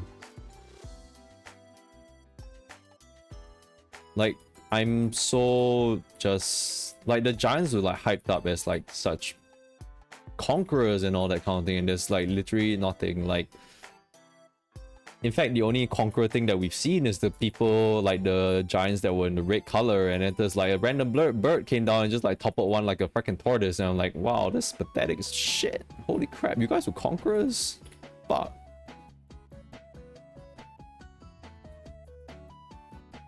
I mean, okay, no, I will not discount their strength, honestly. Like, if all of them were actually like literally all of them, if all of them were Gulfuller, like the moment, like when I first saw Gulfuller, I'm like, holy crap, this giant is huge.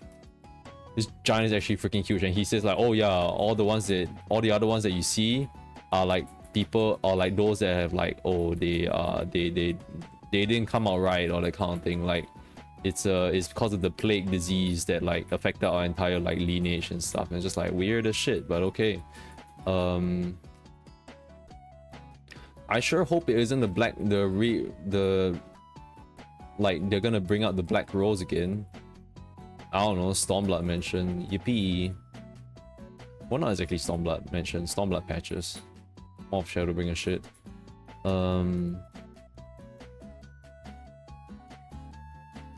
Yeah, the Giants would be cool. I don't know if they'll ever.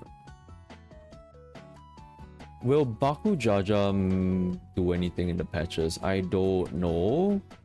I don't think there's any need to anymore. I think he's kind of served his purpose. He doesn't really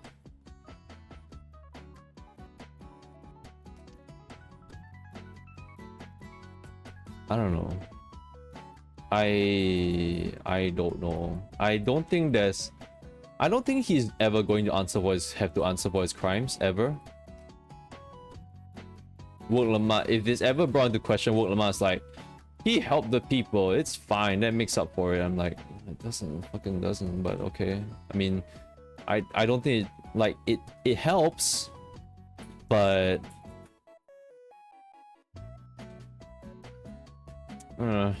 it's very weird. I think right now Baku Jaja, like in the story wise, he's okay. He's okay. I think it's just like the part where like he showed off his sob story and all that. It was like, it's very just in your face and just like, here, now do you feel bad? And I'm just like, no, I never felt bad because you never made him answer for his fucking crimes at like releasing Balik Amanda.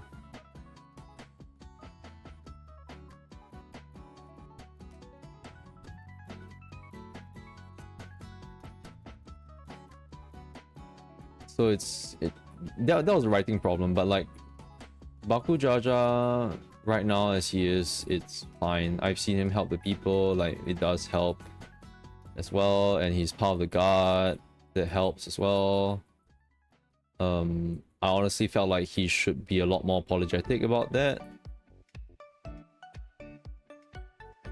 Well, I think I remember he did apologize in the end. Well, at least he apologized to Woke Lamar. I would like his punishment to be go do the trials again. This time, don't take everything at face value. That's what I would punish him with. Just do the right of succession like trial again. Just redo it. Don't say it's impossible. Just do it again and go help the people out there and understand their cultures and all that kind of thing, and you would be a really sensible guy. I think that would be nice to see in the patches. If like they were stressed for time and stuff, then that's a stupid thing. Like I feel like man, I did not want to talk about Dawn Trail again, but yeah, I don't like that. Like I felt that the expansion should have ended at the right of succession. It shouldn't have went to anything else, because like if they felt that they needed to include a high stakes thing, then like that became a problem for them, because I feel like they didn't do good enough writing on both fronts, on like the right of succession part and for this one, like the post right of succession part. I don't think they did that. Like there's holes everywhere. They should stop that. So I would hate to think that like that would have caused that caused it to suffer.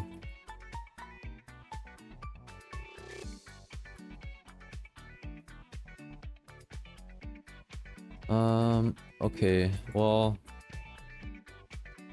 I don't want Zoroja to be ever mentioned in the patch. I think I would rather Baku Jaja be mentioned in the patch, or like appear in the patch, rather than Zoroja. Zoroja is gonna be mentioned because of Gulu Job, and like I hate it. I think that guy is a fucking loser. He's not for me. I wish he was so much better. That's about it. That's about it. DT off. Devil Trigger off.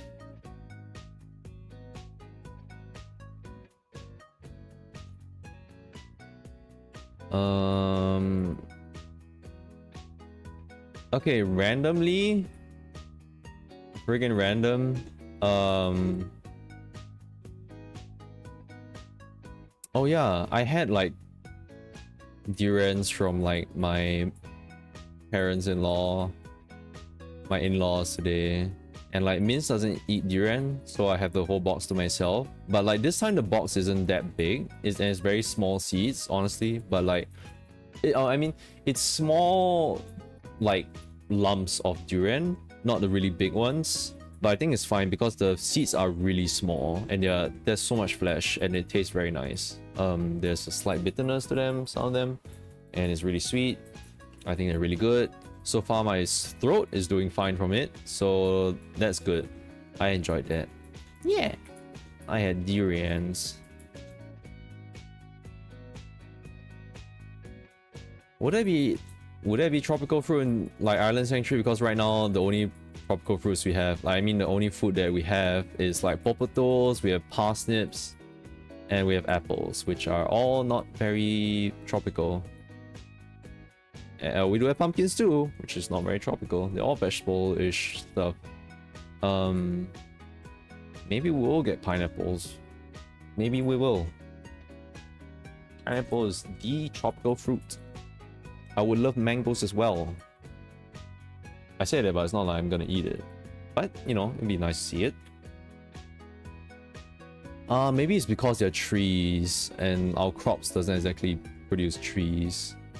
That might be the case why it's just poppatoes, parsnips, and pumpkins.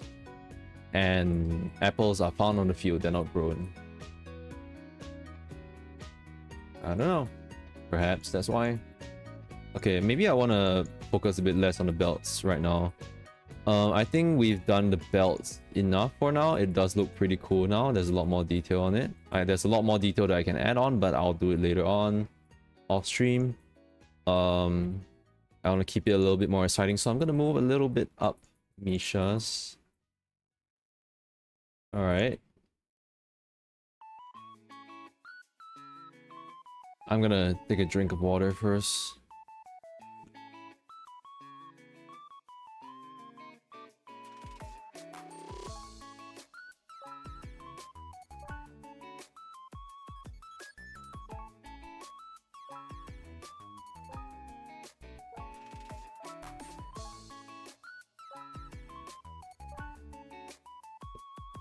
Like dark mind. Dark mind as well. No, I don't need it.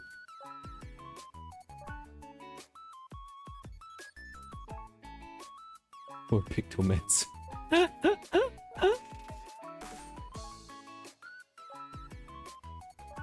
Yeah, their like ley line thing is still dark mind. Dark mind. Look at the man's. What a tiny healer. Yeah. Yeah. Sorry, I got distracted by like Mince. She's playing like FF14 now. I was watching her play the Zodiac Raid. No, Zodiac Trial, not Raid.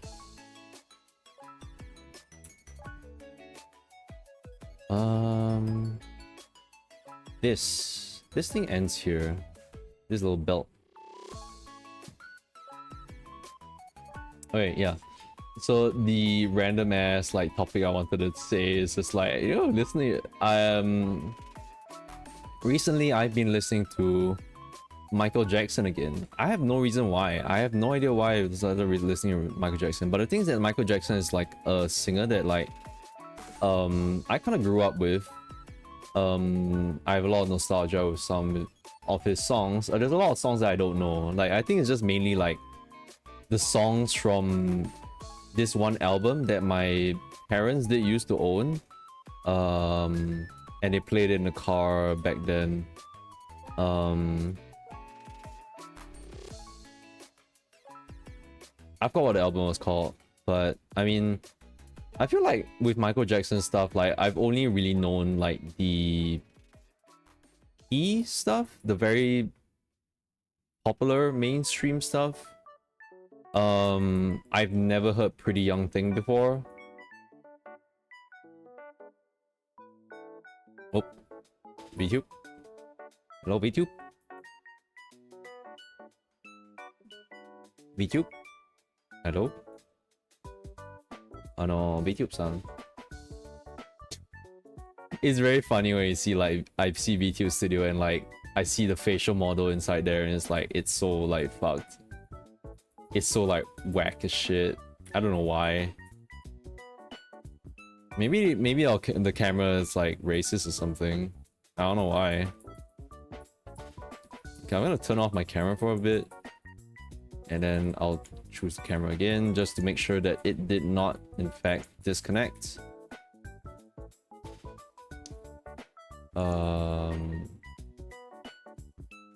Chotomate. Turn on camera. Okay, yeah. I think I just needed to bring my camera, like my face closer to the camera. Right. Which means sit up properly. Alright. So, I was listening to Michael Jackson and stuff.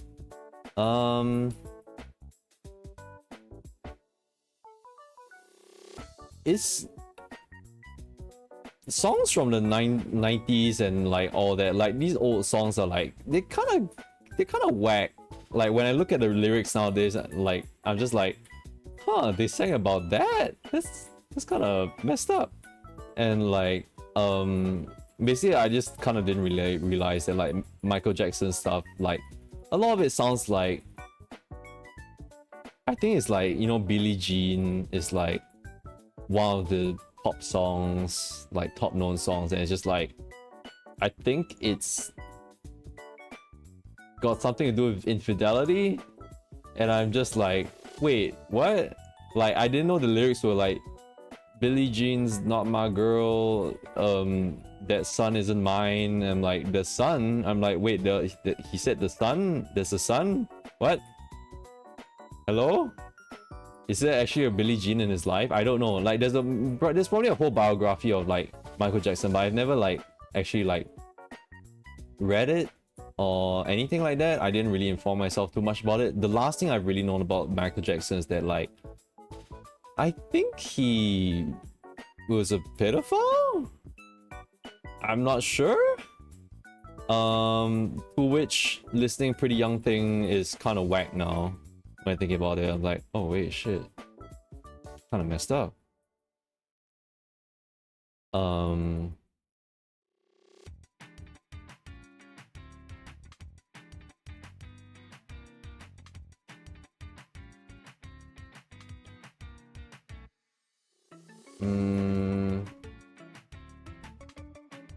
Smooth Criminal is really good. It's still really good. I feel like Smooth Criminal is like, sound of music there is definitely like inspired Persona 5 and all that. Thriller is still amazing. It's still freaking amazing. I actually went back and like listened to the Rebirth 1999 like thriller inspired BGM also with like the camp what lake at stuff. I don't know, I can't remember. Reverse 1999 horror themed event. That was fun. I really like that one.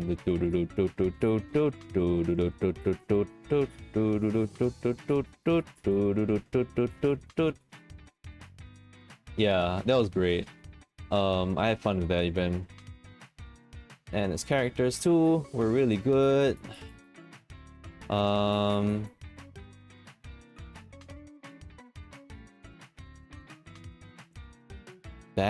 That's good. I think the one that I liked a lot last time as a kid was Black or White, and I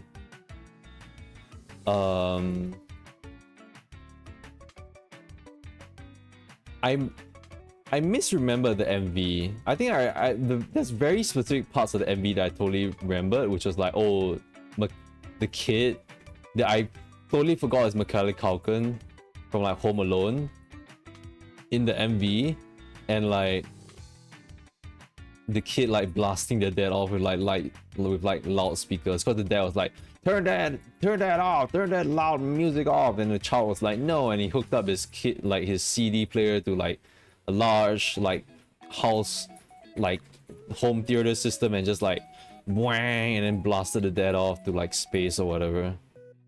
No, in fact it's even wilder. Like there's so many parts of that MV that's like so wild. I misremember. I was just like watching it now. I'm like, what the fuck is this MV? What the hell is this shit? What was like people were tripping back in the day. That's crazy.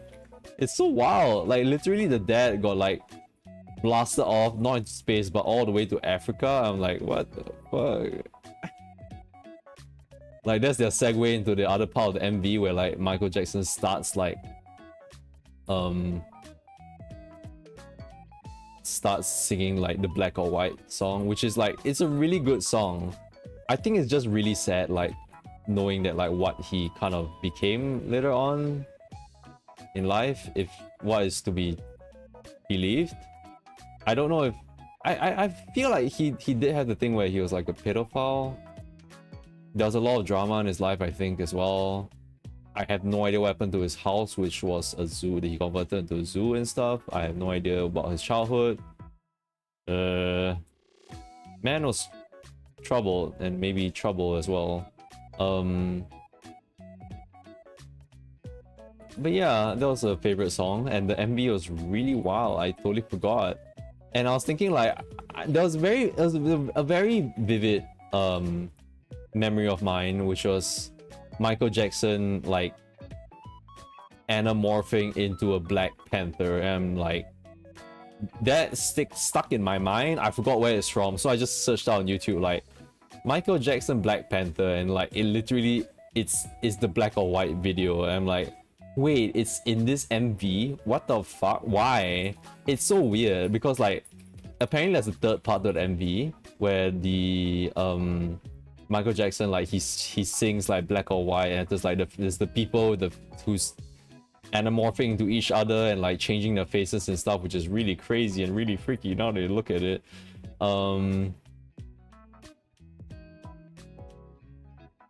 And what was it? Like it was like, oh, the MV showed that like, oh, after they finish filming those people in this like set, they'll random as frick ass, it's like there's a random Black Panther like going about on the set, and I'm like, why? I have no idea why. And then there's like later on the Black Panther goes out into the darkness and there's like Animorphs into like Michael Jackson. I'm like, what the fuck? Michael Jackson is part of the Animorphs? And then there's like Michael Jackson like proceeds to like do a solo dance out in the streets of like Brooklyn or some shit, which is like very reminiscent of like what the Predator 2 film that was back in the day as well. It's like there's steam vents in and shit. And I was just like, what the fuck? And like Michael Jackson was like dancing like sensually in the steam and stuff, and then just like he was making like ha, woo, ha, and like very sexual noises, which I never really thought of them as sexual like when I was a kid. I was like watching it again, I was like, what the fuck was I watching as a kid? I probably thought this was cool. He was like doing with weird dances and shit, but I was just like, he was like, oh no, there's no context for whatever thing he was doing. He was just like screaming like, ah! And then he was just like breaking like store glasses with like barrels and chairs. He was doing vandalism and stuff. And I was just like, weren't you singing the song about black and white and like world peace and shit? Maybe like that. And then like suddenly like, oh, like you Black Panther, and you just like destroy everything in your vicinity and like do sexy dances out in the street and go ha he in like the middle of the night and kind of shit. I'm like, what the fuck, man? Like I had like when I was watching the MV, I was like, what the fuck? It's so wild. Like it's so wild. Why couldn't you do like a normal like ass like 90s like MV like Take On Me or like Rickroll, you know? Like why's it gonna be like this? Why he had to randomly end off the MV with him going like doing crotch like humps and shit in the middle of like in the public and stuff, like when there's nobody, and like you animorph into a Black Panther and like and you were like singing the black or white songs, just like what? That was my Oshi, guys. Michael Jackson was my Oshi, and I was just like, this is my Oshi, but my Oshi be a bit weird sometimes. It feels kind of a little stinky. Before the days of like black and white and like maybe even before Thriller, I think I liked some of his tracks. Like I think I never really registered in my head that like these are Michael Jackson songs. It's when he was like in his really younger years, when he was like really teenage maybe. I think, yeah, like I don't really register his songs because I'm very used to his songs being like the very smooth criminal, when he got his plastic surgery basically, and like he basically white-faced himself, that was the Michael Jackson I'm used to, so I didn't really listen to him in the Jackson 5 and all that kind of thing, like before that in his teenager years.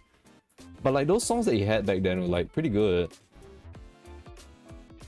I feel like one of the reasons why my parents might have liked him was that like I mean a lot of people liked him because like back then he was like a peace icon kind of thing. He really was an icon. He was like the king of pop and whatnot.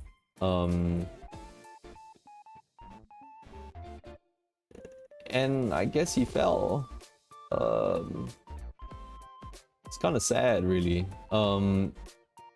It's kind of weird also because I know that like Chris Brown probably had like was like influenced by like Michael Jackson and stuff, and then even he turned out to be a real shithead. And I'm like, fuck. He was my Oshi for a while too. I liked some of his songs. Gosh, I have bad taste in Oshis, don't I? Well, at least in the non-anime sphere. Heh.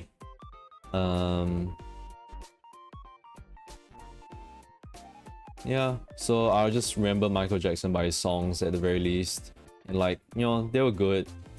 Of course, sometimes like when I think about it in context and like knowing what he is later on in his life and the scandals that he's been part of, it's very difficult to shake off the fact that like, you know, he was singing black and white, but it's just like, you know, he's whitewashed himself and stuff. I don't know.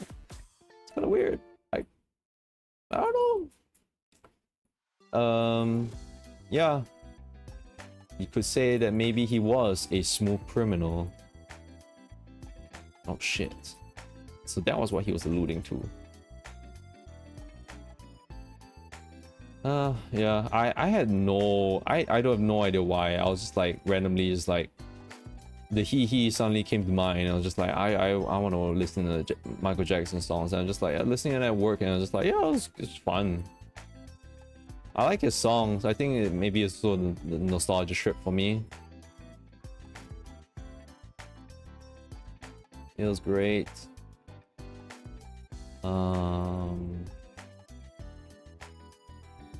I'm just gonna assume that they end up there. There's gonna be more folds of the green coat up here.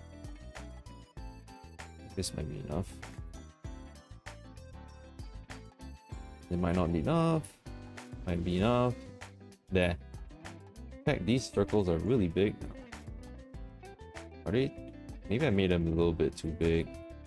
I think I made them a little bit too big. Let's start them a little bit. Okay. It's about like 90%.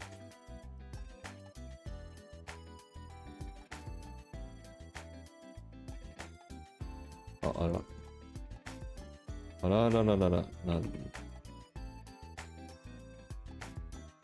Okay.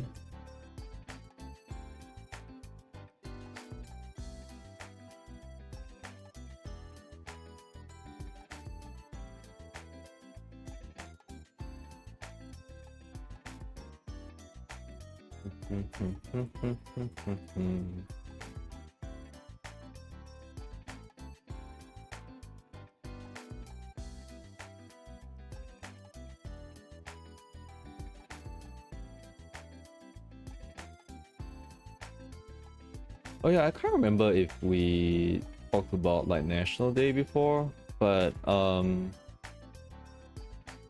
think was it this month or like the previous month we went to watch one of the rehearsals for like National Day parade in our country, and it was fun. I think I haven't been to a live like National Day show since like maybe a decade ago. I think I kind of appreciate it now. Like, in a sense, I kind of like there's good things about watching it on television, and there's like good things. I mean, you can only watch it on television like on the actual day. There's no way you're gonna get actual day tickets and shit. No freaking way. It's easier to get the rehearsal tickets. First off, the fun pack in like the National Day thing is not very fun pack. It's kind of whack. It's like they throw us like some packet drinks that are not chilled. So like, and there's like oat milk inside also. I'm like, yeah, we didn't drink any of that. The only thing we drank was like mineral water, and like there was some snacks inside. But there was like some, you know, some cookies and stuff, and there's just like Smash and all that. There's some nuts, all that. It's kind of sad. Honestly, the fun fact is kind of sad. They had these like balloons that, you know, the cylindrical balloons that you could clap together to make sounds. I forgot what they were called. But they had those, but they are, what was it? They were sponsored by an like AI like company or something. So we're like, well, fuck this shit. Speaking of which, right? We did not see, or we couldn't really recognize or be able to differentiate like if there was any AI art in any of used throughout any of the NDP stuff. I don't think there was. Which is good to know, unless they're hiding it very well, because there was a bunch where there was a lot of food themed graphics and stuff, and like a lot of the food themed graphics looked really good. I think the food themed stuff, it's quite funny also, because when we were walking to our seats, we could see some of the theater props at the side there, and they looked like real stalls, like real chicken rice stalls, that kind of thing. It's really interesting to see them. And when we left the place, they were left there on the road as well, so like some people were taking pictures with like the trolleys as well, because they were like really lifelike and stuff. It was really cool. So with all those graphics there, I don't think there was any that was recognizable as AI. So honestly, like when me and Mince went, we thought that it would be that would, like, you know, Singapore loves the technology. They can't wait to use AI and spout it off like, oh yes, look at us being so technologically advanced. We love being bitches to technology. We love our robot overlords because they give us money. Yes. And they didn't have any of that. It's interesting. So like, I think if anything, like hype yourselves up for the MDP. Like it's alright. I think it's good.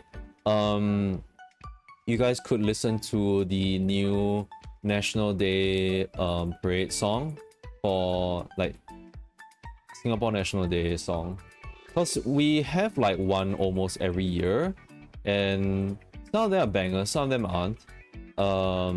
This year's one is, I think it's good. It might not stick, but because it sounds pretty standard. Honestly, it does sound pretty standard, but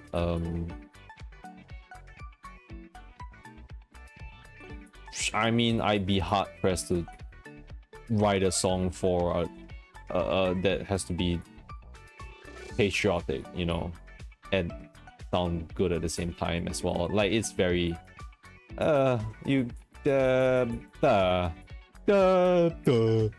yeah, I can't even write any songs. Baba Black Sheep, terrible song. Yeah, so this year's NDP's National Day song is pretty good. We got a good singer.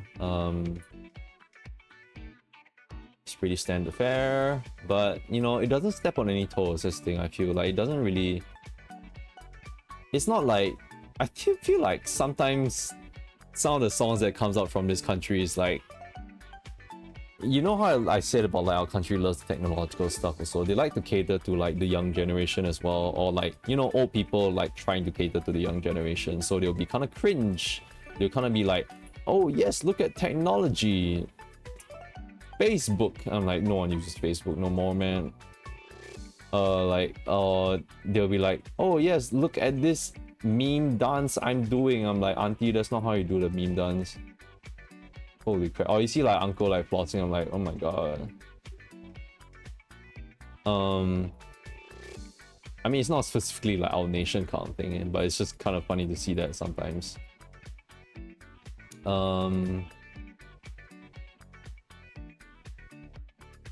Yeah, I think I appreciate like watching it live, because one thing I realized that like watching it live instead of a television means that you don't really have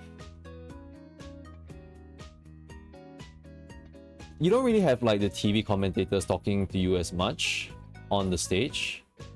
When it's people performing, it's just the singers performing. You don't have the people like saying like, oh, now like the commentator saying like, oh, now you have these people from this group come in and they are here to the flowers they represent is supposed to be dignity and integrity and all that kind of shit. And like, oh, this pattern that they are doing is speaking up against those people who get bullied for being nerds.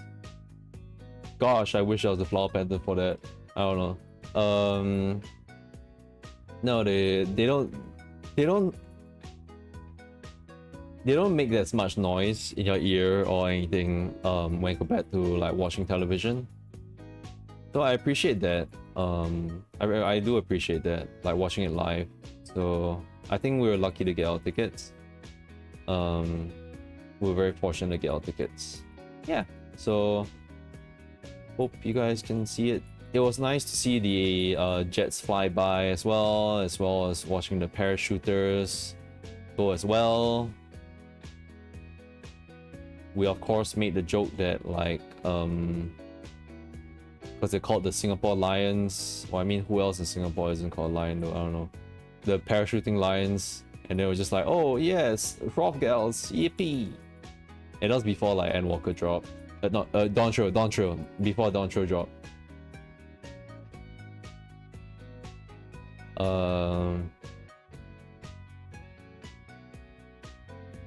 Yeah.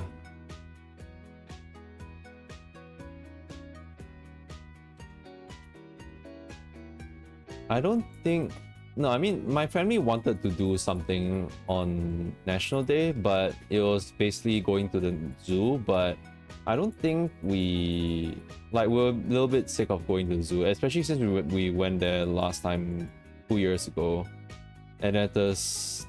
Only recently we went with Min's family to the zoo. I talked about it on the previous stream, I think. And that was fun. But, you know, I think the zoo needs a cool down time before you go again.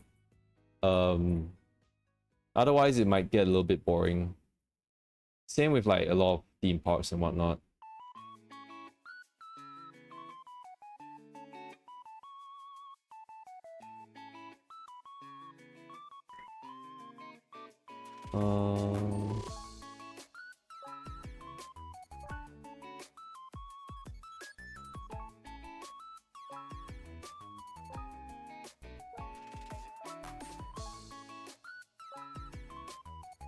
Okay.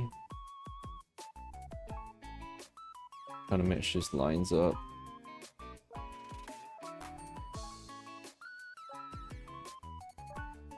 So I might end off stream on like time today, but I will think of like continuing because I think Friday is the only day where I can like actually stay up, do anything.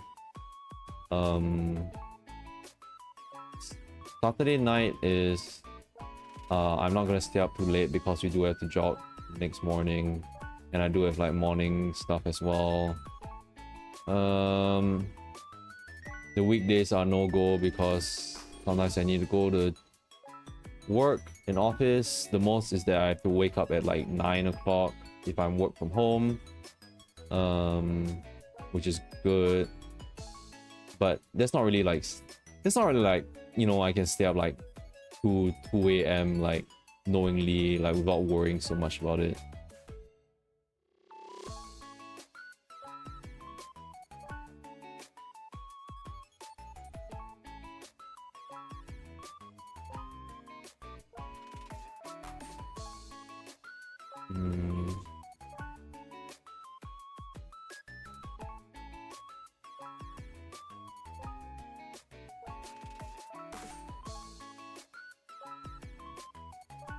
Okay, there's the orange right there.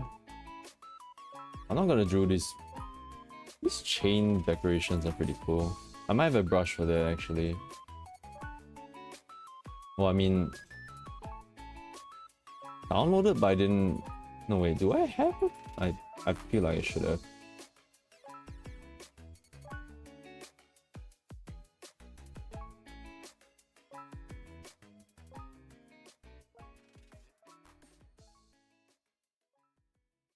Ah, nose itchy. Give me a bit. Ah.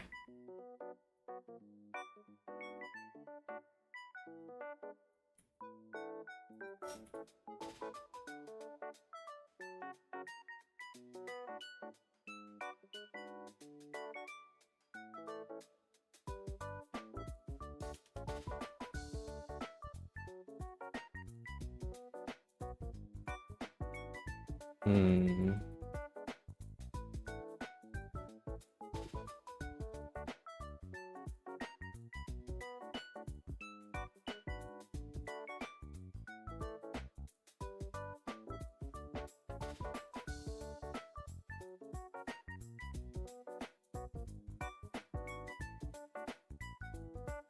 Can't look at this orange stripe if it's in a good enough position or not.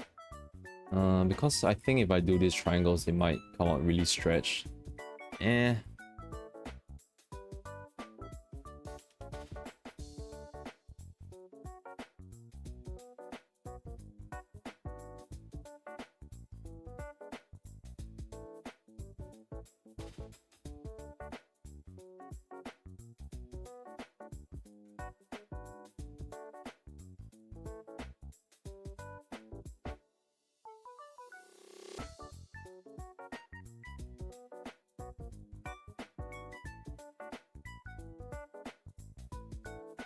Hmm.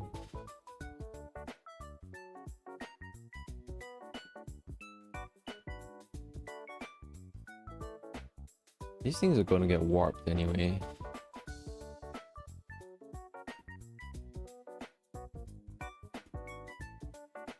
Ah.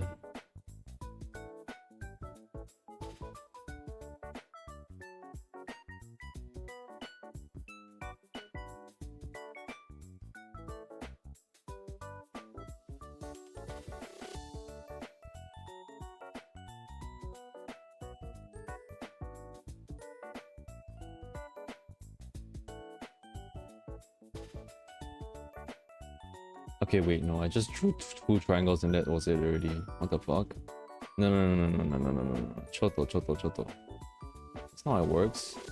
Okay, let me just plan the points where the triangles are supposed to appear. One down here.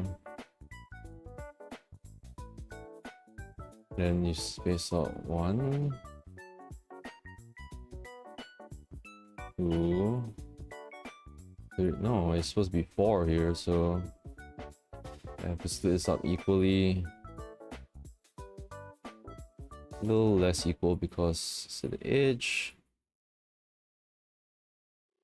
Yeah, something like that, but then it would become like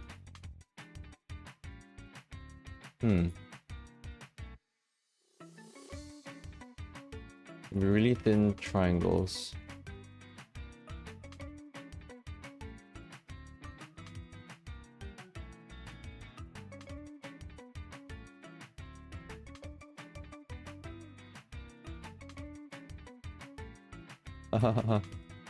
uh yeah. Oh my god, it's so weird.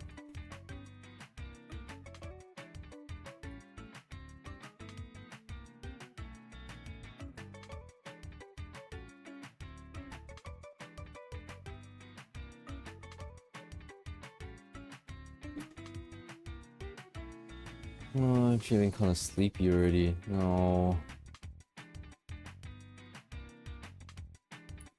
Oh, my back's tired.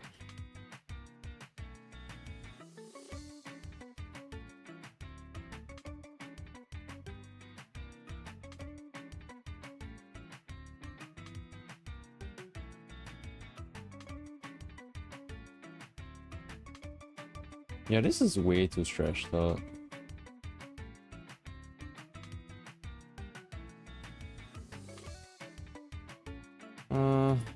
Let me remake this.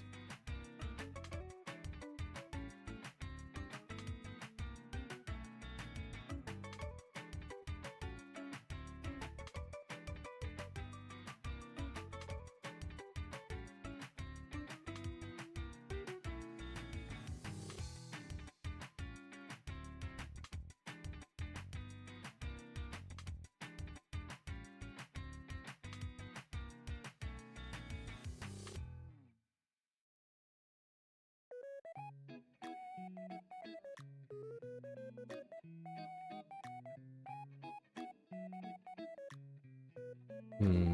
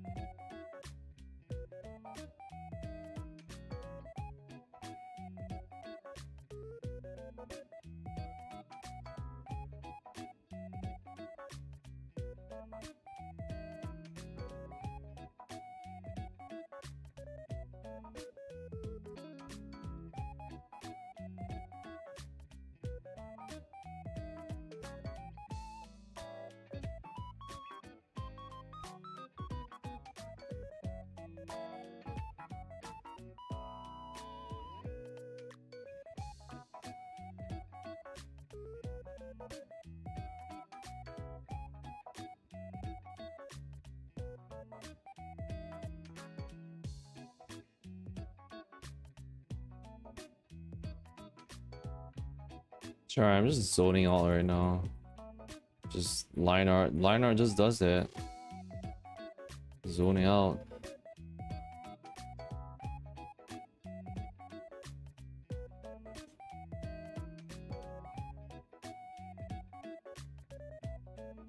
Kind of a little pooped on like talking anyway. Unless there's some stuff. I mean, I shouldn't really put it on you guys if you guys want to bring up anything you want to talk about. More of like, if you have any impressions of like the FF14 raids, then you can talk about it here. I'll put the Dawn Trail logo if you want to talk about spoilers.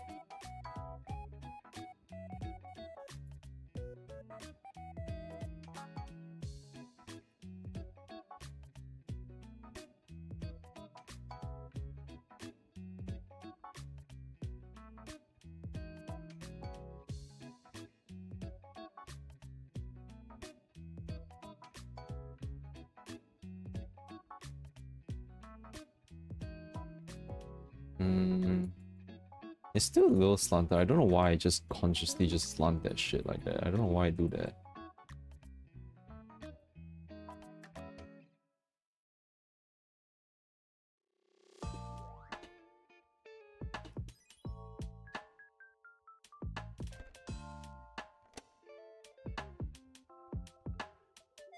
Be like this.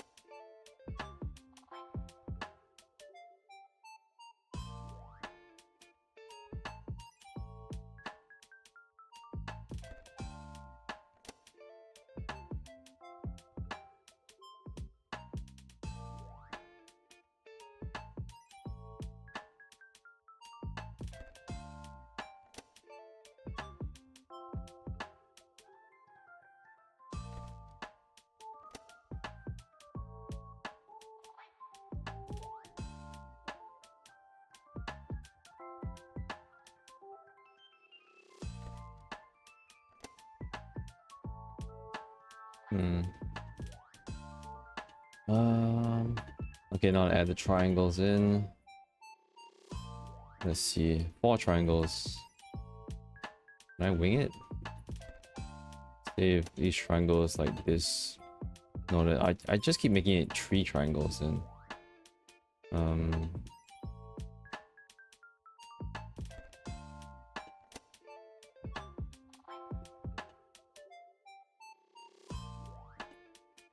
Yeah, there's one in there.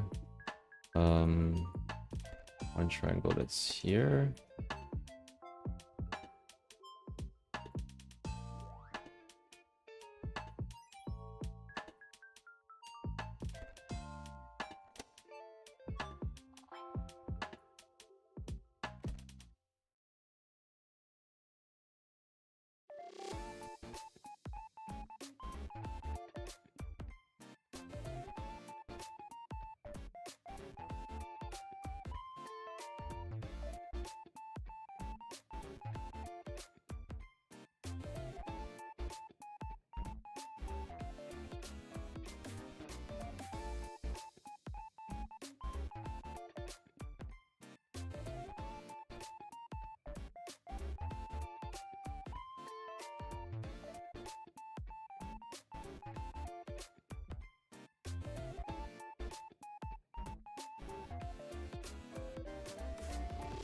Oh, all these triangles getting folded up.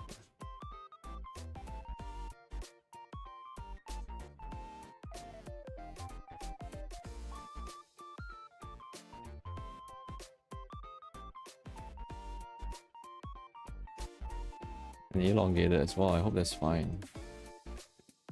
It's fine. I think if the pattern's somewhat there, it's recognizable enough. And you have a small white stroke on them.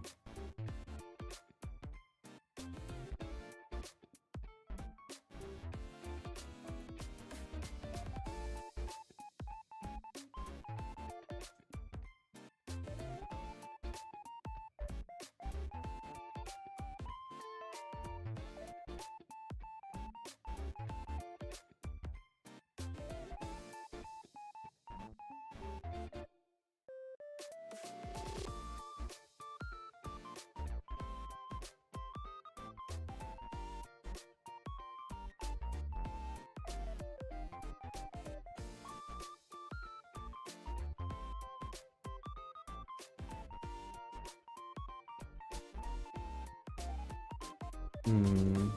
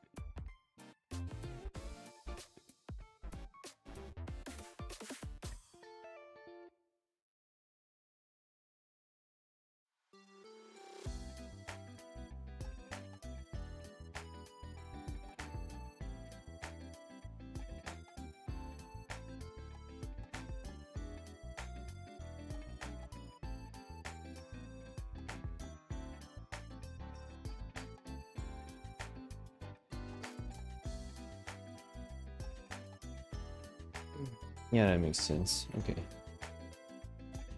White and then chain patterns that I'm not gonna care about right now.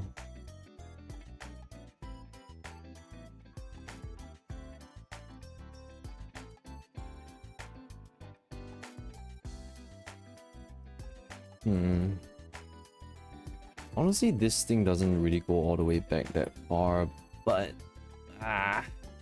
you know, I drew it already. That's fine. Not gonna care about it so much. Don't have to be that accurate.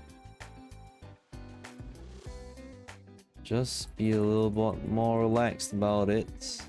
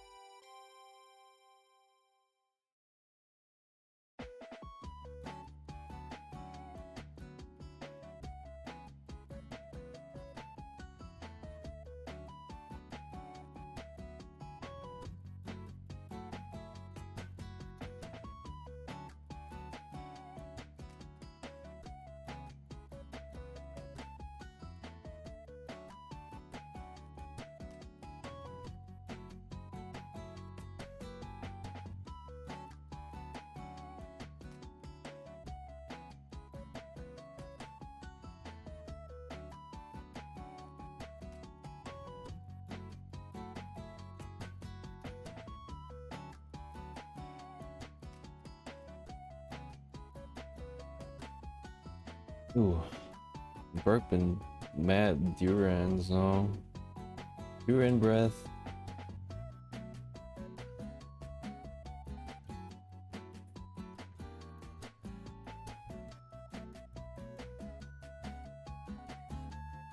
Before I go to sleep. Actually, before I should check on my, just log in just to proc that Island Sanctuary thing, and maybe that'll be it. I don't know. They'll ask me like, oh, you cannot create more of this stuff. I'm like, oh snap. Now, I feel like right now where I am at with FF14's Island Sanctuary is that they require the rare materials that you get from granaries, like only from granaries. So I'll have to wait till I get enough of those materials, and then I can proceed on with more upgrading. I think that's the way.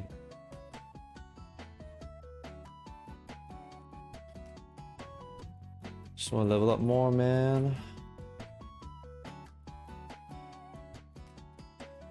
Get that self-sufficiency up.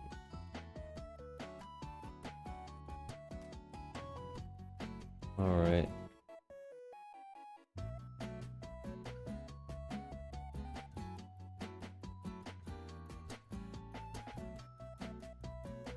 Okay, so this kind of connects here, but we'll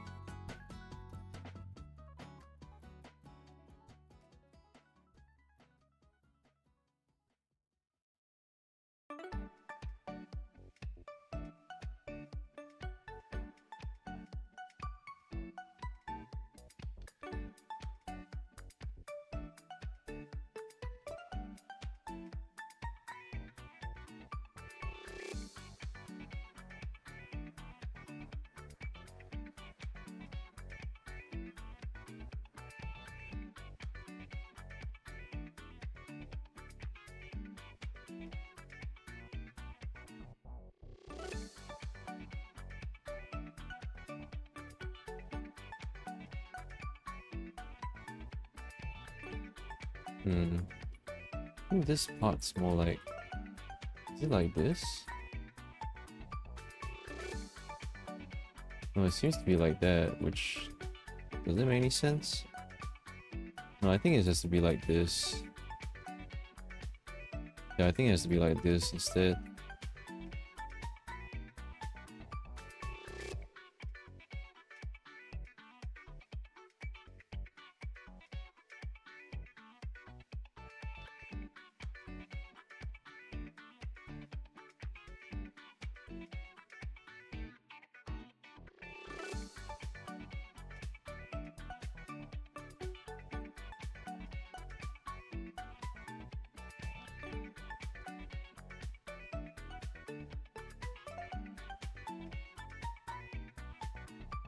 Yeah, then from here I can go down. And I totally forgot that like all this stuff will be covered up. Well, I mean, it's not like I did much decorations right here right now. I think I have to sketch it out. With all this cloth. It comes down quite far. It comes down all the way. I have to say it comes down all the way somewhere around there. Even further than that, actually. I would say it goes all the way down here. Something like that. Okay. Maybe I will just leave that in right now. No, it's a bit messy. I think I want to do a sketch over it first. Then I can figure out how that works.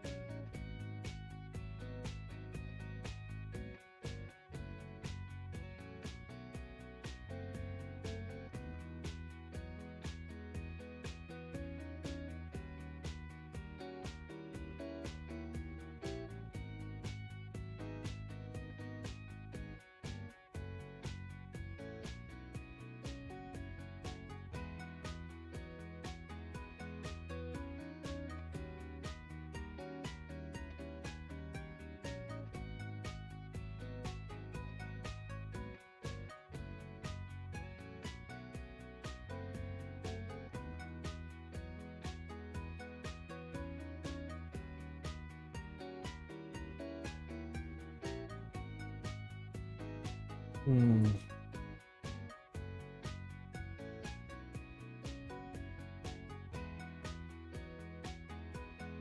Okay, I'll move on to the rest first.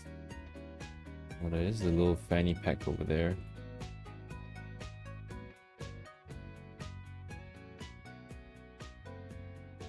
There is some of the shirt here as well. But I think I'll just show it here for this part.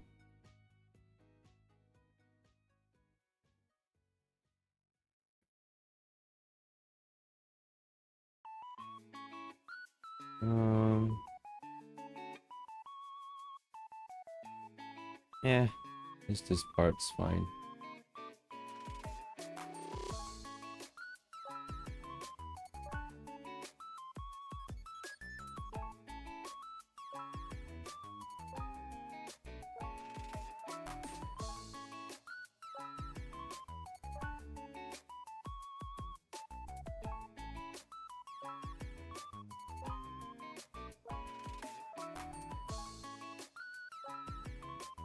This part will be covered by the cloth there.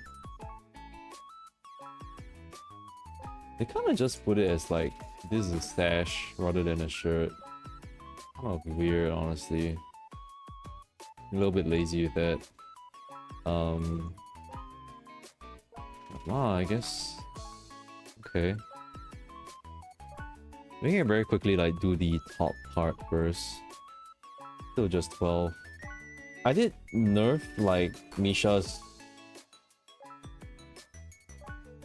bosom a bit, but I think I will keep it to be as large as the previous one.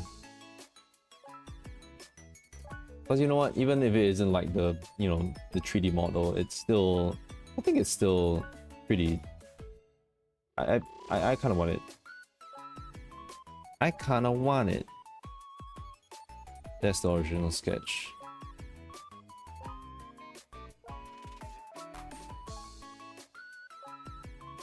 Alright, hold on. This needs to fit. Alright. Okay. Save first though.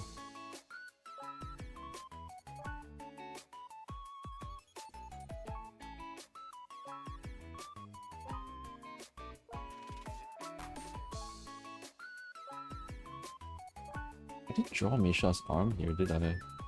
Yeah, I haven't yet.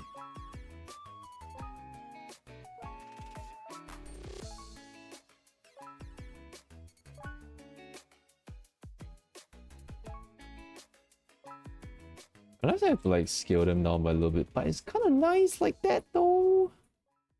It's kind of nice like that though. I will just put this here like that. I'll just put a silhouette first from this.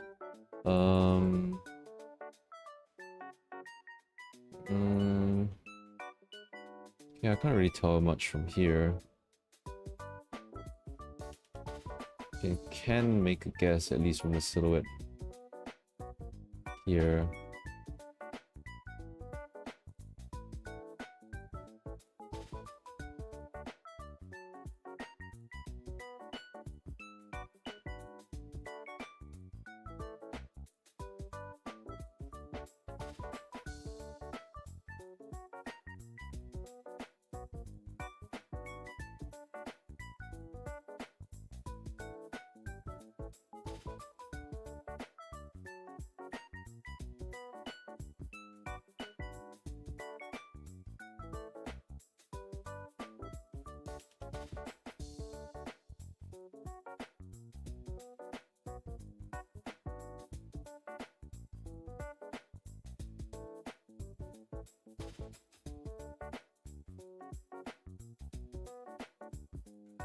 I'm just gonna very briefly just do this.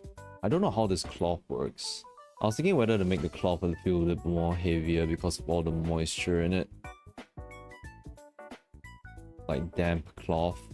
It just has more weight.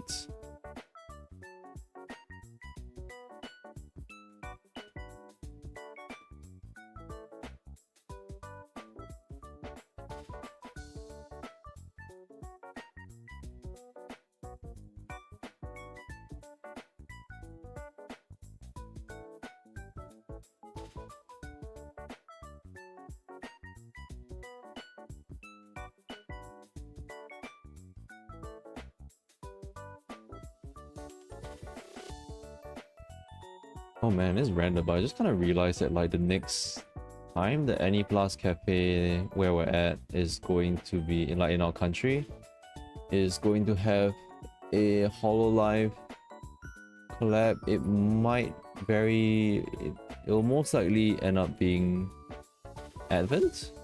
Advent might be there. Oh, I'm excited.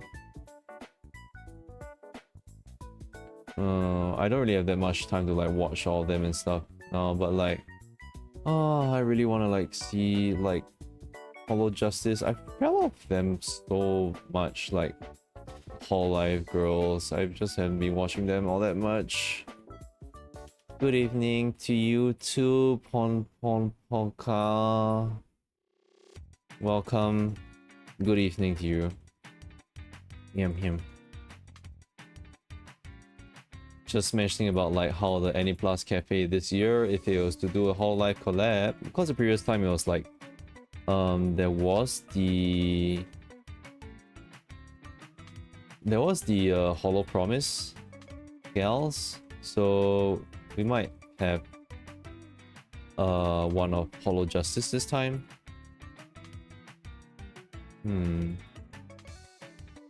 Okay. I kind of want to turn off this stuff and just try to make sense of it. Very rough. Very rough drawing of it. Ugh. Okay.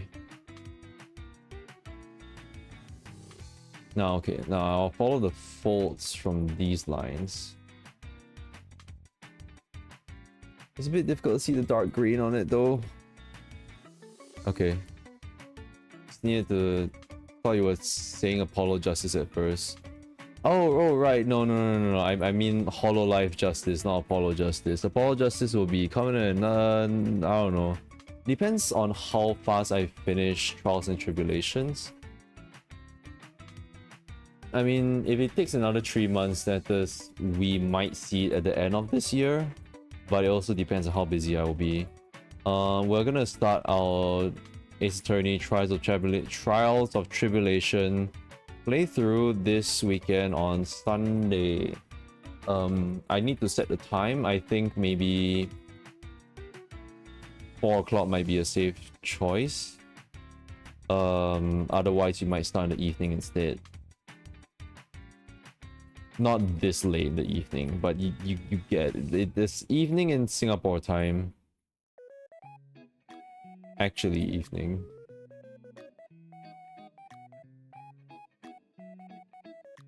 I was setting up the Trials of Tribulation like thumbnail for the stream, and I was like, what's Mia Fey doing there? Interesting. And like, Minz can't say anything. She just has to shut up. So as she won't spoil me. But I bet she's excited for me to learn what's gonna happen in the trials and tribulations of Mr. Phoenix Wright AceAttorney.com. Yeah, if I have the cloth here, I was thinking of being a little bit scandalous, a little bit scanty. With it, scanty and knee socks, if you will. Wait, that was the name, right? Scanty and knee socks. Yeah. Wait. Yeah. Scanty and knee socks. Wait. Oh, panty and stocking, and then scanty and knee socks. Yes. That was it.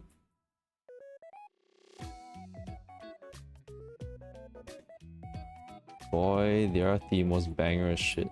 You know, I should listen to the Panty and Stocking Got a Belt like OST again. I listened to that a lot last time. Boy, it was really good. That was one of the first times when I've heard Teddy Lloyd. That was actually, yeah, that might be the first time I've heard Teddy Lloyd. He was in Panty and Stocking Got a Belt, and I was just like, whoa, who composed this shit? Who's this person? Teddy Lloyd. Wow.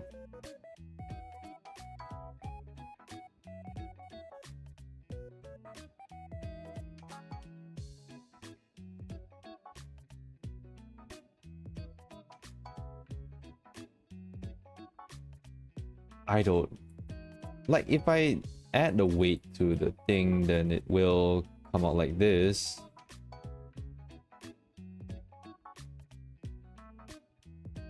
The cloth will sag and stuff will show.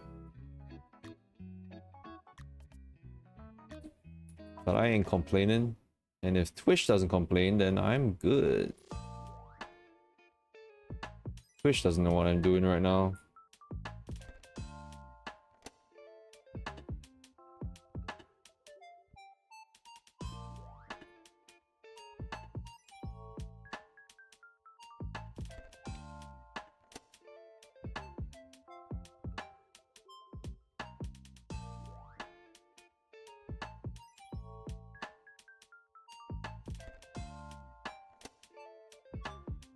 Let's see, what about this side? I think this side could be a little more stretched here. Stretch down, stretch down.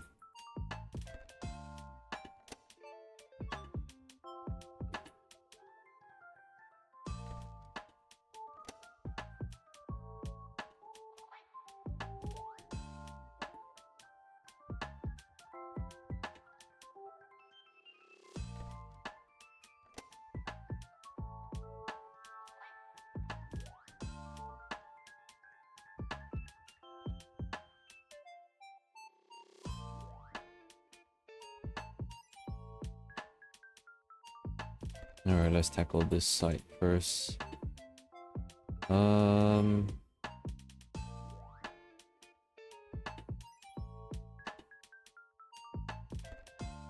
Shoot.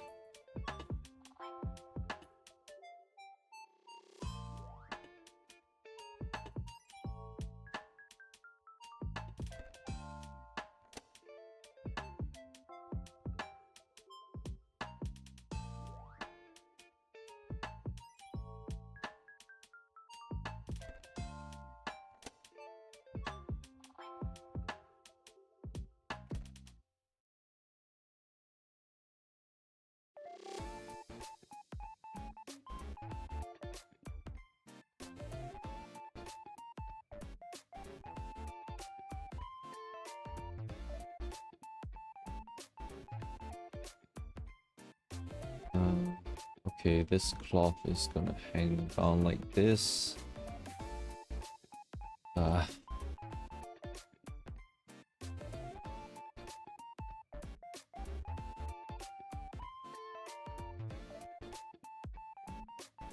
Or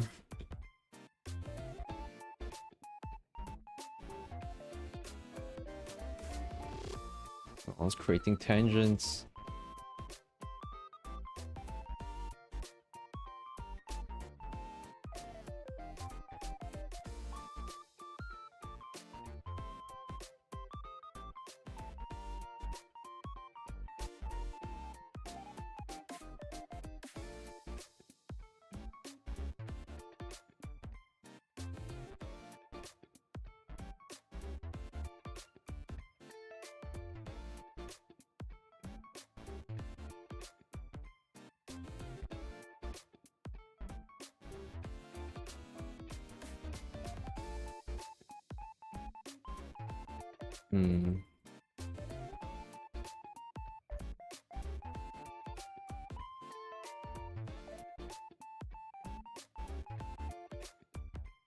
It's creating tangents everywhere, my god.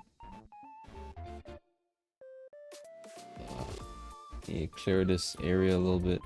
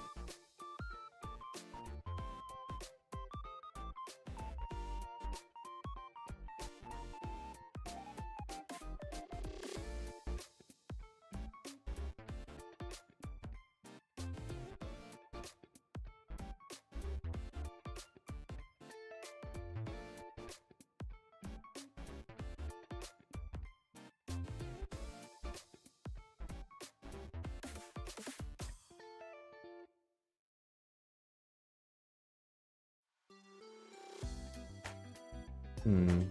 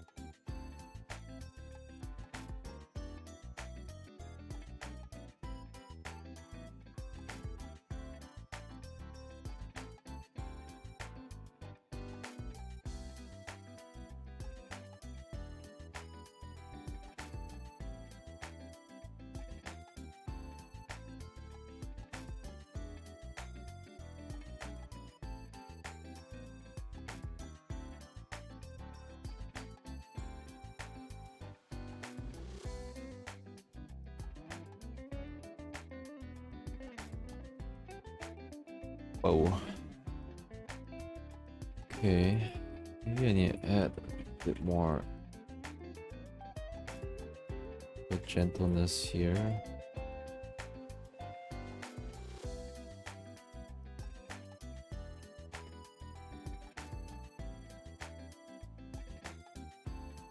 Hmm.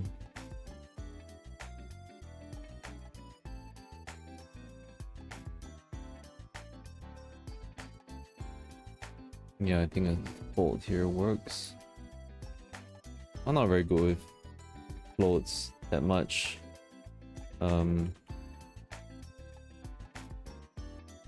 Drawing clothes. That's why you see me in a skin suit, in a plug suit. I don't really do that well with folds and stuff with very loose clothing. I feel like when I draw folds, a lot of times it just looks a bit bland, doesn't look very nice, or like, sometimes I just draw a fold and it just like feels like, yeah, I'm just filling up space where there's no detail, but I don't really, doesn't really make much sense, so it doesn't look very nice. So I just need to experiment around and stuff. At least that's how I've been doing things.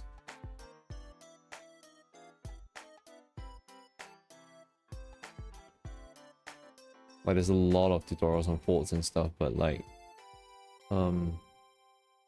I could bring up a reference and just like try to like learn from that.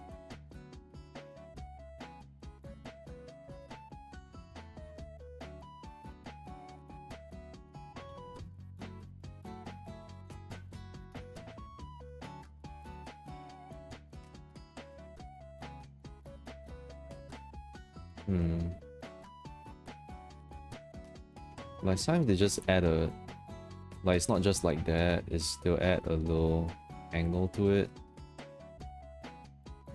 And like I don't know if it works because some parts of it is curved already.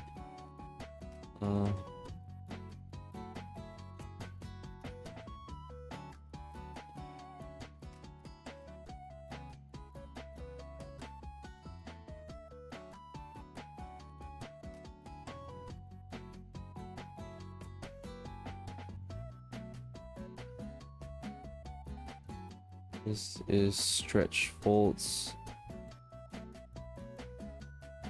on the Boobus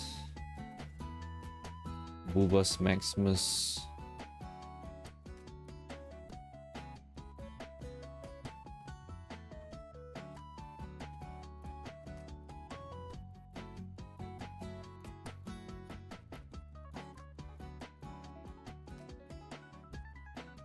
Okay, how does this fold here actually work?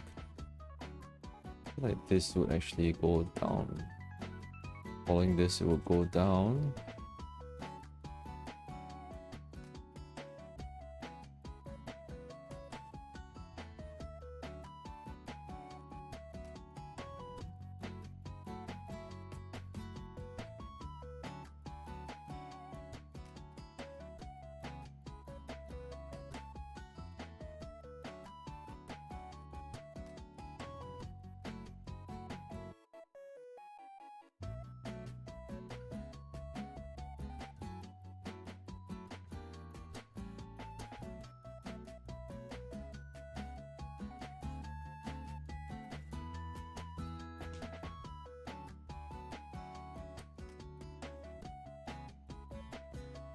Oh, bless you.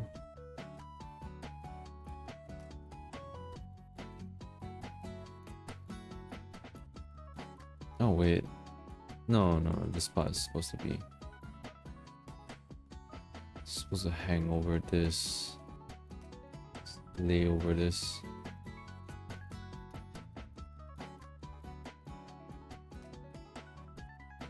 Have it cut in a little bit.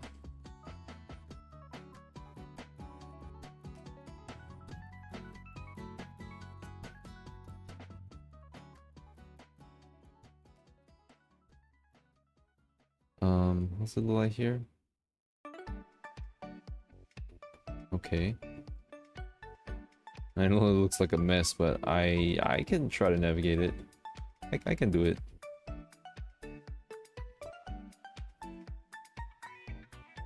I can recognize what I'm seeing here.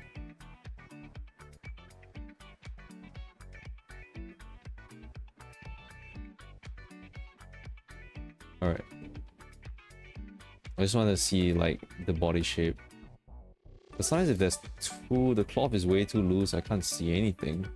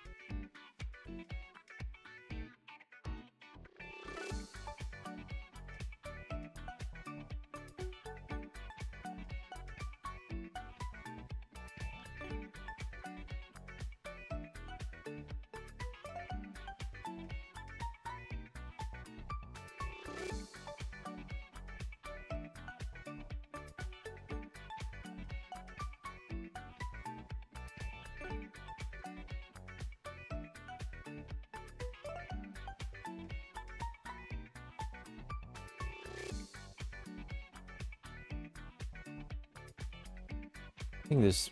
No, that line didn't need to be there. I can paint in some folds. Oh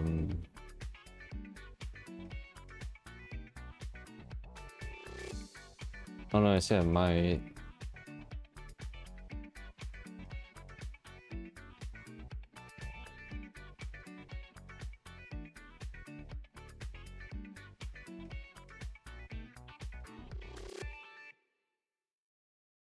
So these bubbles are like a little bit nerfed.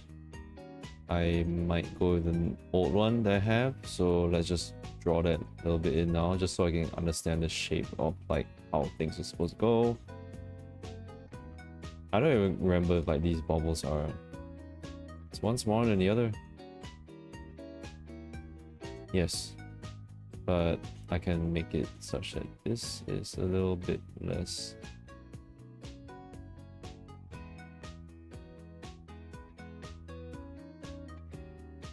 Because the arm for this one is raised, this one is not. In fact, like, cause the arm is here, it should be pushed in a little bit more. So this makes sense. It should make sense.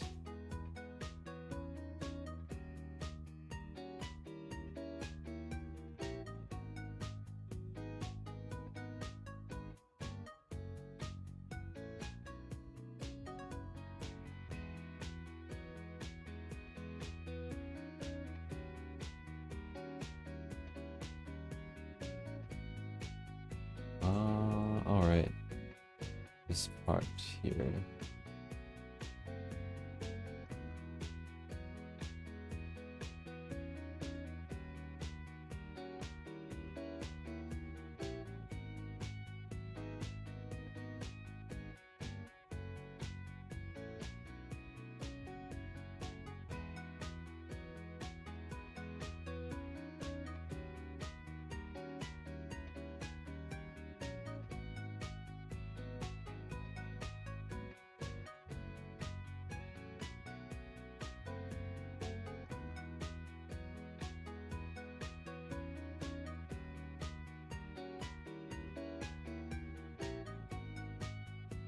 Hmm.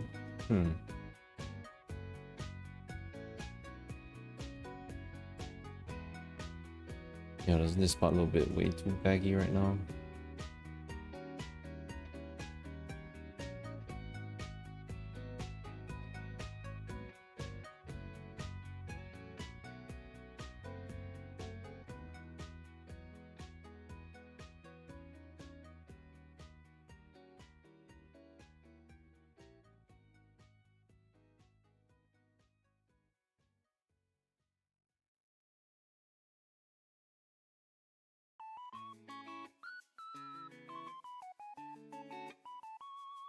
Yeah, I think that's okay.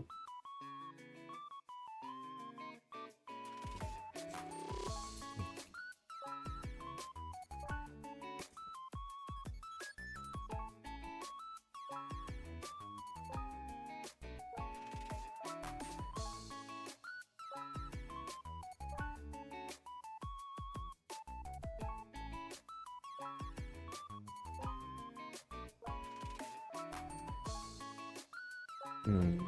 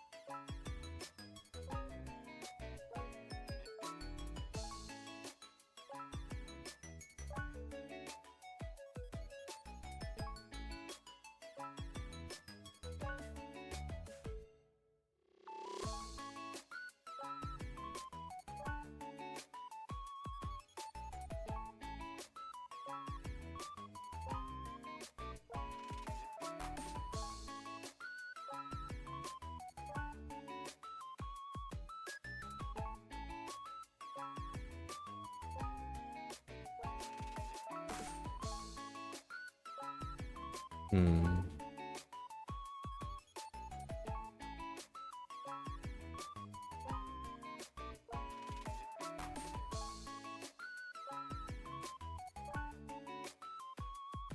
Oh yeah, that looks right.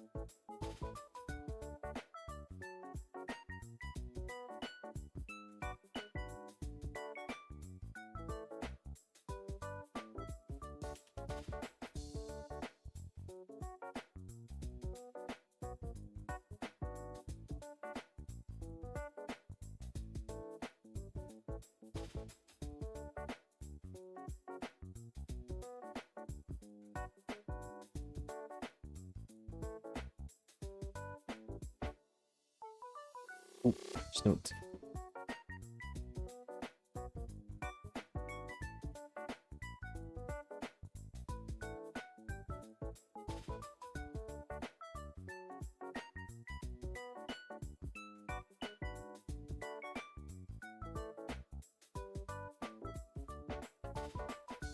Hmm.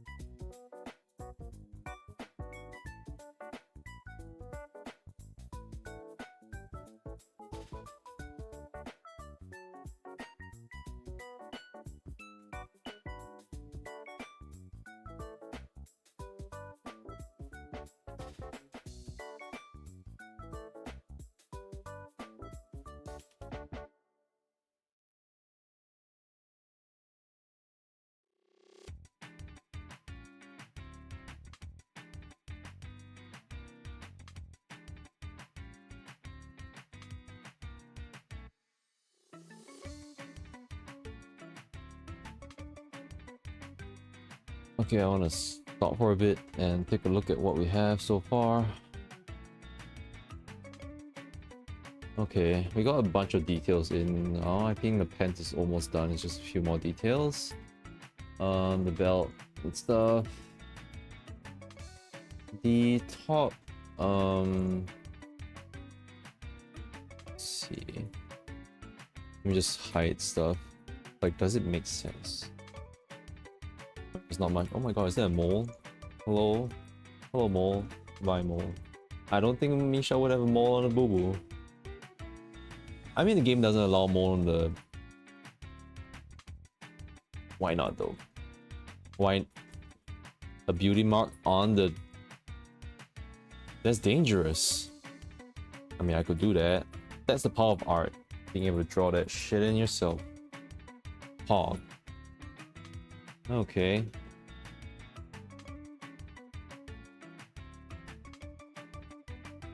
Yeah, I don't see why not.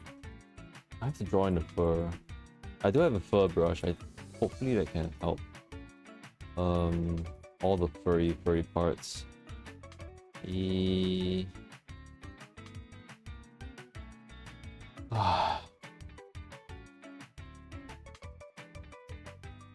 This does feel slightly better draped down, and there's like more weight to the cloth. This one does feel a little bit more stretched. I don't know. I think this part, I could refine this part a bit more. If this is something where it just like lays down on the booba. Right now, of course, it feels that like the booba are like really low. That's my only concern, that the boobas feel extremely low. This will not make sense. But I will just give this a try because this is what we see the boobas are at. Like normally I would put the boobas up here, I think. And I will be right. It's right there.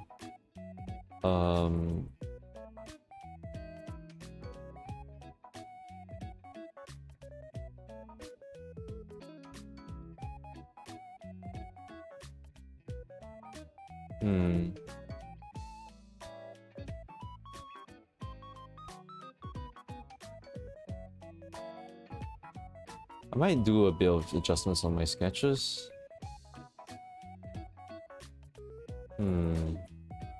Like perhaps... Let me do just some wild adjustments right now. Some really wild adjustments. Okay. Boy.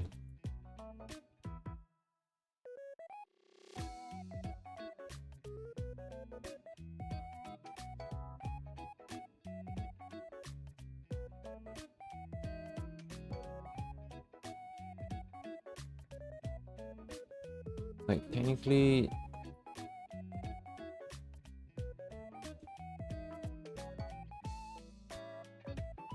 I don't know. Sorry, let me just... Wild adjustments. What if I move this down?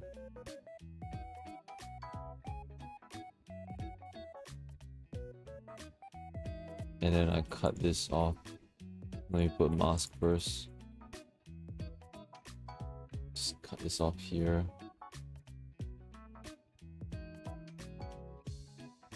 I still fail to like make it look such that like she's bending forward a little bit. I wish I could do better with that, but I kind of am at a loss at how to really do that.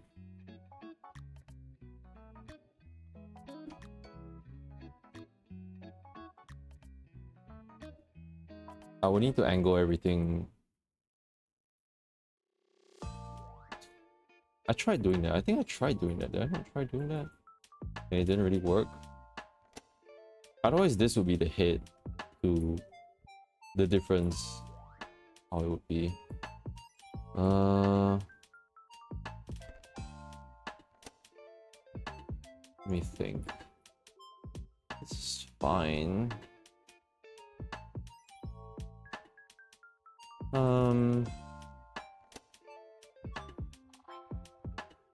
I would have to warp everything a little bit. Let me try something.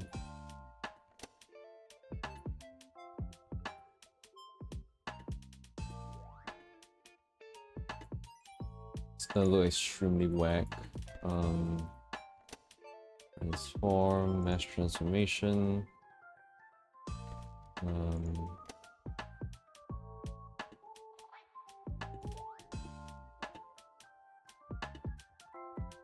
Well, honestly, doesn't really work.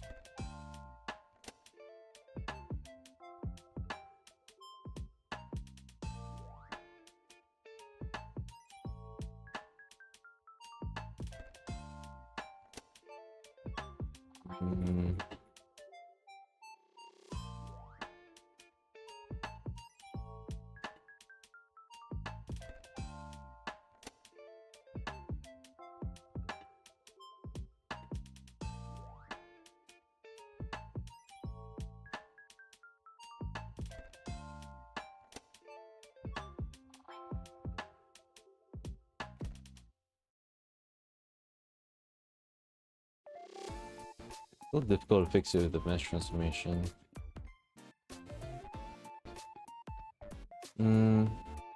It would look somewhat like this. I would put more cloth here to cover the belt. Basically.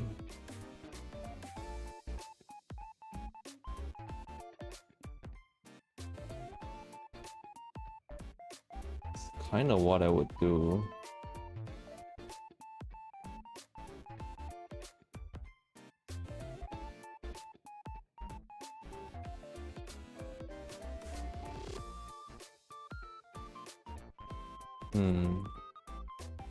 Okay, I mean, I need to do a more experimentation of this and stuff. I think I need to work it out. And this is not really cool stuff to see on stream, so I'll have to work that shit out myself. I'm gonna stop stream. Thank you guys for coming tonight. I will go and log in for my Island Sanctuary stuff. And I maybe brew some tea if I need to make myself feel a bit sleepier. Oh, my back. It hurts. Okay. Good night, everybody. Have a good weekend ahead. I'll see you guys on Sunday for our first playthrough of the trials and tribulation of Ace Attorney, Phoenix Wright, Justice. Trials of Tribulation. Yeah.